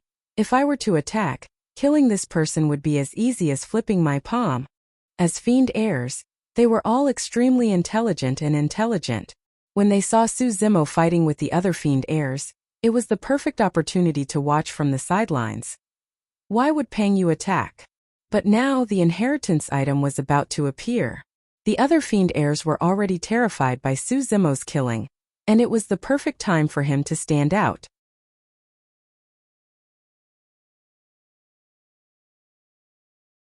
Chapter 176. Boom! Pang Yu pulled out his pitch-black spear from the ground, causing the ground to crack and mud to splatter everywhere. Dragging his spear behind him, Pang Yu strode towards Su Zimo and said, I wonder which immortal sect you're from. I'm sure your master must have put in a lot of effort to groom you. However, it's a pity. Although your bloodline has reached the legendary tsunami blood, your body tempering has yet to reach greater mastery, and you're too weak. You're no match for me. Su Zimo's heart skipped a beat as he thought to himself, impressive. The 2 of them had yet to fight, but Pang Yu had already seen through his facade. Pang Yu was right. Although Su Zimo's bloodline was frightening and his physique was strong, Marrow cleansing was only the fourth section of the mystic classic of the 12 demon kings of the great wilderness. In terms of body tempering, Su Zimo had yet to cultivate the organ's refinement and orifice clearing sections. Sizzle! The tip of the spear streaked across the ground with a strange sound. That sound was accompanied by Peng Yu's heavy footsteps. Ta, ta, ta. It was neither fast nor slow, but it was extremely powerful. Every single step felt as though it was stepping on the intervals between Su Zimo's heartbeats, causing him to feel extremely uncomfortable. As Peng Yu closed in, his aura grew stronger. On the other hand, Su Zimo's aura was completely suppressed. In the eyes of the spectators, Peng Yu seemed to have transformed into an ancient fiend that was 100 feet tall, looking down at Su Zimo, who was as insignificant as an ant. Of course, that was a misconception on everyone's part. However, it was the result of both parties' auras and various other factors. Shangguan Yu was secretly shocked by Peng Yu's terror. After some consideration, he realized that even without the ancient spirit lock formation, he might not be a match for this lunatic. However, Shangguan Yu heaved a sigh of relief. No matter what, the green-robed cultivator was finally going to die. At the very least, the few of them would not be in danger with Peng Yu left. If the green-robed cultivator was left, they would have no choice but to flee. The eyes of the fiend heir of Shura sect were cold and revealed a cruel glint. When the fiend heir of illusion fiend cult saw that, he was delighted and declared loudly, "Lunatic Pang, it's too easy for him to just kill him. It's best that you tear him into pieces. That's the only way to feel good." Jiyuan frowned slightly, a trace of worry flitting across her eyes. She knew Peng Yu's methods and abilities the best. Among the generations of fiend heirs of the fiend sects, Peng Yu's strength was ranked at the top. Otherwise, he would not have been called a lunatic. As he watched Peng Yu walk over step by step, Su Zimo suddenly realized something. Although what Peng Yu had said at the beginning was true, it was a psychological attack when he said it at that time. When Su Zimo felt that he was inferior to Peng Yu, his aura would definitely weaken and he would lose the initiative. After realizing this, Su Zimo began to look for a way to break out of this situation. Haha! Peng Yu did not give Su Zimo a chance at all. Closing in, he raised his pitch-black spear and smashed it down as though he was swinging a steel rod. The wind howled in a soul-stirring manner. Without hesitation, Su Zimo shifted sideways and dodged immediately. The power of that spear was way too strong. If he wanted to take it head-on, he would only be severely injured or even die on the spot. Do you think you can dodge it? Peng Yu's spear missed and smashed onto the ground with a deafening bang, causing rocks to crack. Amidst the billowing dust, a thick pitch-black spear pierced over. It was extremely stable, as though it could pierce a hole in the firmaments. Su Zimo's eyes lit up as he took half a step diagonally. Using Plow Heaven, he forcefully twisted his aura and avoided the sharp edge of the pitch-black spear. Swinging his cold moon saber, he slashed at the weakest part of the spear. Even Su Zimo was secretly impressed by that slash. Be it the angle, timing, strength, or the combination of Plow Heaven stride, that slash was perfect. In fact, Su Zimo had even thought of a backup plan for that slash. After colliding with Peng Yu's spear, the cold moon saber was slanted and sliced down along the spear, forcing Peng Yu to let go. With that, Su Zimo's aura would increase tremendously and he would gain the upper hand, gaining the advantage of the weapon. Clang! The sound of metal clashing could be heard. Just as Su Zimo had imagined, the cold moon saber struck the spear heavily.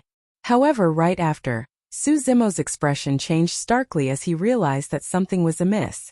Su Zimo could sense an extremely strong vibration from the spear. The moment the cold moon saber landed on it, it traveled along the saber. It was a trap. It was the same as how Su Zimo dealt with the thousand-faced assassin just now. Peng Yu had purposely exposed a flaw. OM! The spear vibrated and the cold moon saber was sent flying. Su Zimo's palm split open and was bleeding profusely. Just now, all the backup plans in his mind were useless. Haha! Peng Yu burst into laughter and exerted strength in his arm. Sweeping the spear, he smashed it towards Su Zimo's head. After the cold moon saber left his hands, Su Zimo's reaction was extremely fast as he lowered his body.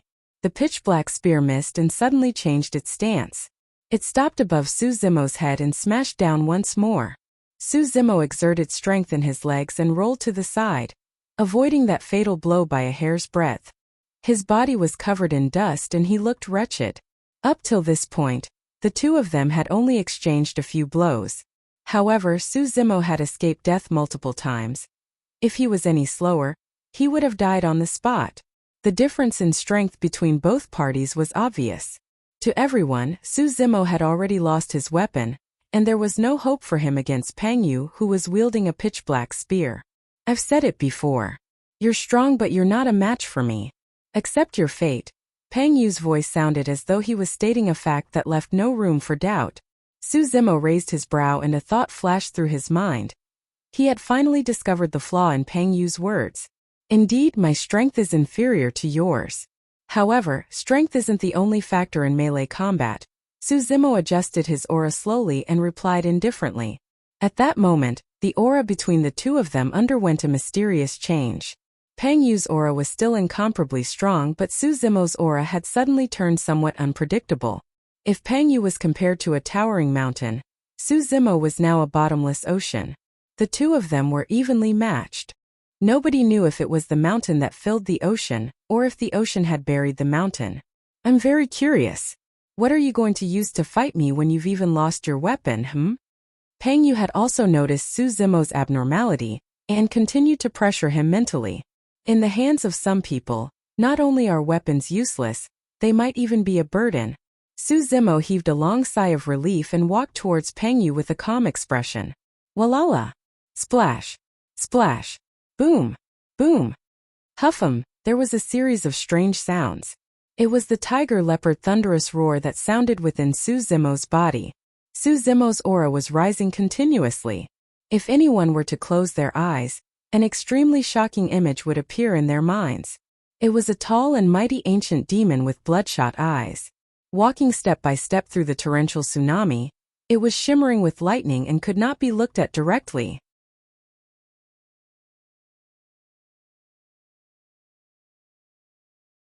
Chapter 177. When Peng Yu saw Su Zimo walking over step by step with an increasingly powerful aura, he did not wait any longer. Waving the pitch-black spear in his hands, he strode forward and thrust it towards Su Zimo. The spear, which had turned complicated into simple, brought with it an unparalleled power, and arrived with a loud bang. Su Zimo's expression was unchanged as he sidestepped and dodged the spear. No matter what, Su Zimo was still no match for Peng Yu in terms of strength. Furthermore, Su Zimo had already lost his weapon and was barehanded. There was no way he could fight Peng Yu head-on. The pitch-black spear danced in Peng Yu's hands like a gigantic black dragon. Everywhere it passed, its might was unbridled, as though it could destroy everything. Su Zimo retreated continuously and the space he had to dodge decreased. He was completely restricted by Peng Yu. Everyone could tell that as long as this carried on, Su Zimo would definitely be defeated before long. However, the strange thing was that no one could see any hint of panic in Su Zimo's eyes, only calmness and composure. Dong! Right then, a dull thud sounded from the blood pool once more. Everyone's expressions changed and their hearts skipped a beat. Immediately after, the blood in the blood pool began to swirl slowly, as though it was attracted by some sort of force.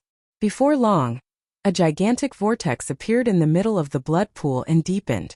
Everyone from the fiend sex were invigorated and realized that the inheritance of this place was finally about to appear. In the fiend sex, no matter who obtained the item in the blood pool, they would be reborn completely. If an ordinary fiend sect cultivator obtained it, there was a chance that he could replace the fiend heir. If the fiend heir obtained it, there was a high chance that he would become the strongest fiend heir of the 7 fiend sects. Who wouldn't be interested in a treasure as such? Even Peng Yu was slightly absent-minded as his hand slowed down by half a beat. Right then, Su Zimo's eyes lit up and he suddenly reached out with his palm. Lightning flashed in his palm as he grabbed the pitch-black spear and twisted it. Peng Yu reacted extremely quickly and realized that something was amiss. Gathering his blood chi on his arms, he channeled all his strength and stabilized the pitch-black spear. This was an absolute suppression in terms of strength. However, Peng Yu's expression changed immediately after. The lightning in Su Zimo's palm quickly spread through the pitch-black spear and into his body. Peng Yu's entire body shook as if he had been struck by lightning. His arm felt like it was being pierced by needles, and he almost let go of the pitch-black spear. Voila! Peng Yu hurriedly channeled his bloodline and purged the rampant power of thunder that had entered his body. Stabilizing his body, he took a deep breath and was about to counterattack. At this moment, Su Zimo had already made use of this opportunity to dash in front of Peng Yu. Su Zimo bent his legs slightly, seemingly kneeling yet not kneeling. With a smile on his face, his palm seemed to be holding up an immortal fruit as he sent it towards Peng Yu's mouth. When he saw that stance, for some unknown reason, Peng Yu felt his scalp tingle as a chill ran down his spine. The Sanguine Ape Fruit offering was a killer move from the mystic classic of the 12 Demon Kings of the Great Wilderness. Peng Yu retreated and wanted to withdraw his pitch-black spear to block in front of Su Zimo. However, Su Zimo followed him like a shadow. He was like a maggot in a tarsal bone, and the distance between them was never more than an arm's length. That was a very particular distance. Although Peng Yu's pitch-black spear was shockingly powerful, it became a burden at that distance instead. Wielding his spear with one hand, Peng Yu pushed his other arm down, wanting to block Su Zimo's palms. A cold glint flashed through Su Zimo's eyes as he changed his stance at the last minute. Grabbing Peng Yu's wrists with both hands, he released the power of his bloodline and tore them to both sides. At the same time, Su Zimo bent his knee and charged forward like a galloping horse. It was still the same killing move, Divine Steed Dismemberment. Bang! Su Zimo's knee struck Peng Yu's chest heavily and a dull thud could be heard. Peng Yu's body shuddered as he staggered in retreat. His face flushed with blood before disappearing instantly. Su Zimo was secretly shocked. If it was anyone else, even if their chest wasn't crushed, their arms would have been ripped off forcefully after being struck by Divine Steed Dismemberment. But now, Peng Yu merely staggered a couple of steps back after receiving that killing move without losing his combat strength. Instead, his ferocity was aroused. How strong and terrifying was his physique? What Su Zimo did not know was that Peng Yu was even more shocked at the moment. Initially, he thought that Su Zimo's strength would not be able to threaten him at all. However, that move earlier on caused a tearing pain in his arms. The bones in his chest felt like they were about to shatter. His heart stopped and even his organs were shaken. Killing intent surged in Peng Yu's eyes as his battle intent surged. With a furious roar, he tossed his pitch-black spear aside and lunged towards Su Zimo with both hands. When he saw that, Su Zimo praised internally.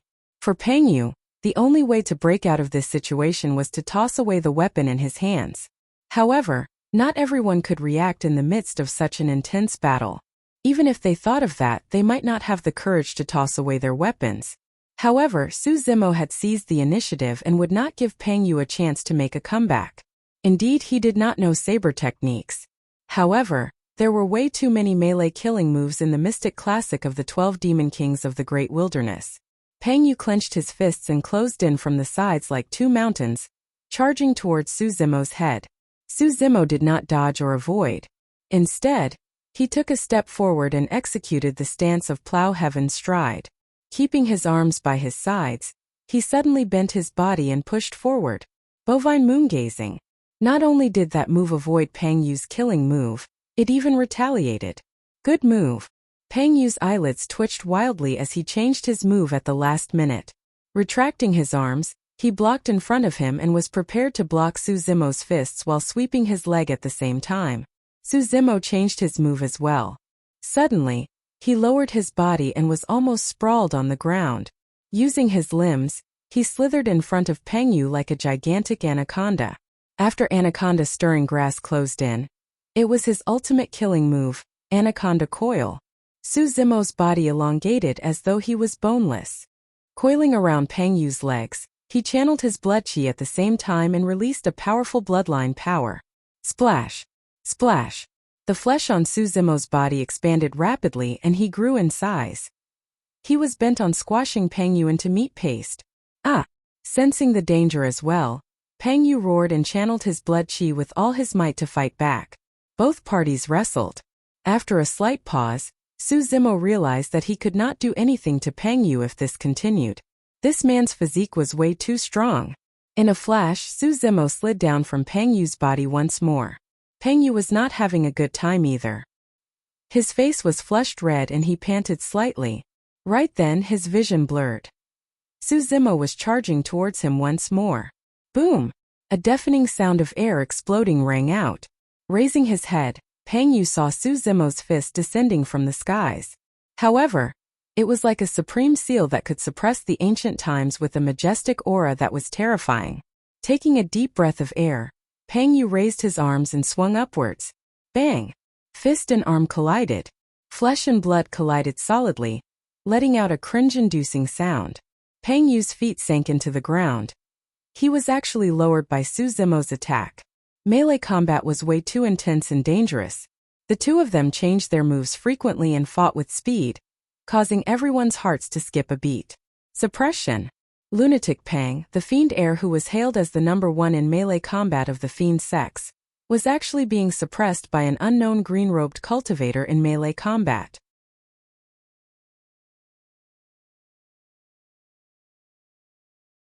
Chapter 178. After the sanguine ape hanging seal, Su Zimo did not stop in his tracks. Bending his legs slightly, he curled into a ball and darted forward. When Su Zimo arrived before Peng Yu, he bounced off and raised both hands, striking Peng Yu's chin fiercely. Bang! Peng Yu's head reared back and his eyes were bloodshot.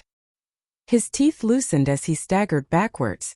Back in Songlang Mountain Range, Su Zimo had once used the sanguine ape fruit offering move to shatter a cultivator's chin and neck. But now, Peng Yu had merely lost a few teeth. Su Zimo closed in and slammed his entire body against Peng Yu's chest. With a dull grunt, the latter's burly body was sent flying. Su Zimo did not stop there. In a flash, he arrived first and grabbed Peng Yu's ankle. Exerting strength in his arm, he exhaled and swung Peng Yu's body, slamming him heavily onto the ground. Boom! A human-shaped pit was formed on the ground as dust flew everywhere. Many fiend sect cultivators were dumbfounded and their mouths twitched uncontrollably. This was an outcome that no one had expected. Everyone could tell that Peng Yu's strength was far superior to Su Zimo's. However, a single misstep led to multiple missteps and he lost the initiative, allowing Su Zimo to catch up to him in a single move before he was defeated. Even though the exchange was short, both of them displayed extremely strong melee combat techniques. Dong! Suddenly, another dull thud sounded. Everyone turned towards the sound and their pupils constricted as their expressions froze. Not far away, an ancient stone coffin lay quietly at the bottom of the blood pool. It was faintly discernible within the swirling blood water and was placed in the middle of the whirlpool, as though it was one with the entire blood pool. There were many mysterious patterns etched on the surface of the stone coffin. However, they were no longer clear and their glow was dim due to the scouring of the blood water. There were even gigantic metal chains coiled around the stone coffin. They were covered in rust and it was unknown how long they had been there. And the muffled sound from before had come from this stone coffin. All of a sudden, another sound came from the blood pool. Ka-ka-ka. Cracks appeared on the chains on the sarcophagus, and in front of everyone's eyes, it shattered with a bang. With a rumbling sound, the coffin lid was opened by a huge force. The muffled sound in the sarcophagus became clearer. Dong! Dong! Dong! It was as if someone was beating a heavenly drum, dull and powerful. Everyone took a closer look and couldn't help sucking in a breath of cold air. There was a figure lying in the stone coffin. To be exact, it was a skeleton. However, in the chest of this skeleton there was a scarlet heart. It was beating strongly and powerfully. Dong! Dong! Dong! The muffled sound from before was actually this heart beating. Many fiend sect cultivators were horrified and even forgot to breathe. Su Zimo realized that something had happened in the inheritance ground. At the very least, the skeleton before him was definitely not part of the plans of the fiend sect cultivators. Su Zimo was not in the mood to care about Peng Yu, who was lying in the pit in a daze. In a flash, he arrived beside Demoness Ji and whispered, "Hurry and leave, something's wrong." At that moment, Demoness Ji's face was pale and a look of fear flashed through her eyes as she murmured, "I'm afraid it's already too late." Sensing something, Su Zimo followed her gaze and looked at the blood pool once more. In that short period of time, more than half of the blood in the blood pool had been sucked into the stone coffin. As for the skeleton in the stone coffin, There was already a thin layer of flesh on the surface of its body. Although it was thin and almost transparent, it was growing at a speed visible to the naked eye. Suzimo narrowed his eyes and countless thoughts flashed through his mind. Resurrection from the dead? Or was this skeleton not dead at all? Who was he? Right then, Suzimo suddenly realized that he could not move his feet, as though he was restrained by an invisible force. Sweeping his gaze, Suzimo realized that it was the same for many fiend sect cultivators. They were rooted to the spot and could not move at all. Suddenly, the skeleton in the stone coffin sat up and the black holes in its eyes shone with a sinister scarlet light. Suddenly it opened its mouth and uttered a series of syllables. Sincerely. Because it did not have a tongue, the skeleton's words were not clear. However, everyone could make out the gist of its words. Without any warning, the cultivators closest to the blood pool soared into the air in unison as though they were attracted by something. They flew towards the stone coffin in the blood pool with eyes filled with fear. Those people struggled in midair with all their might, wanting to leave the stone coffin. However, they could not break free no matter what. Despair flashed through some of their eyes as they roared and raised their weapons, stabbing towards the skeleton in the stone coffin. Their swords snapped on the spot when they struck the skeleton. Many fiend sect cultivators arrived around the skeleton. Opening its mouth, the skeleton sucked and the flesh of the cultivator opposite fell off instantly, turning into a pool of blood that flowed into the skeleton's mouth. In the blink of an eye, all the fiend sect cultivators were dead without a single survivor. All that was left was a set of white bones that fell from the sky and landed beside the stone coffin. After absorbing the fresh blood, the flesh on the skeleton's body became even more plump. Although it was far from reaching the level of a normal person, one could already vaguely make out its outline. Standing up from the stone coffin, the skeleton walked out and surveyed its surroundings with a scarlet light shooting out from the holes on its face. It seemed as though it could truly see everything around it. The skeleton made another sucking motion and the flesh on its face squirmed, as though it was enjoying it. Very fresh blood. Gaga. Unknowingly, Pang Yu had crawled up from the ground and was coughing blood. It was clear that he had been thrown rather badly by Suzimo. Pang Yu cursed, bloody hell, I thought that this was a land of inheritance. To think that there would be an old fiend buried here. Swoosh. The skeleton beckoned with its hand. Another circle of cultivators flew towards it. There was no way to defend against that power. Even though it was their bodies, they could not control them. Before long, the circle of fiend sect cultivators died once more, leaving behind a pile of bones with their flesh absorbed by the skeleton. Thud. Thud. Thud. Thud. The beating of the heart in the skeleton's chest grew louder and stronger. What should we do? Demoness G's petite body trembled slightly as she asked softly. Naturally, she knew that they could only resign themselves to fate in this situation. Be it her or Suzimo, neither of them could resist. However, she was afraid and wanted to talk to someone. Suzimo was expressionless as he glared at the skeleton coldly. It was not as though they had no chance at all. Indeed, the skeleton was extremely strong, so strong that it was unimaginable. However, it had clearly been trapped in the stone coffin for a long time and had just broken free. Although it was recovering its strength, it was at its weakest right now. As long as they could find its weakness, they might be able to fight for a chance at survival. Right then, the skeleton beckoned with its hand once more. A circle of cultivators, about a dozen of them, flew towards the skeleton. Among them were Suzimo and Demoness G.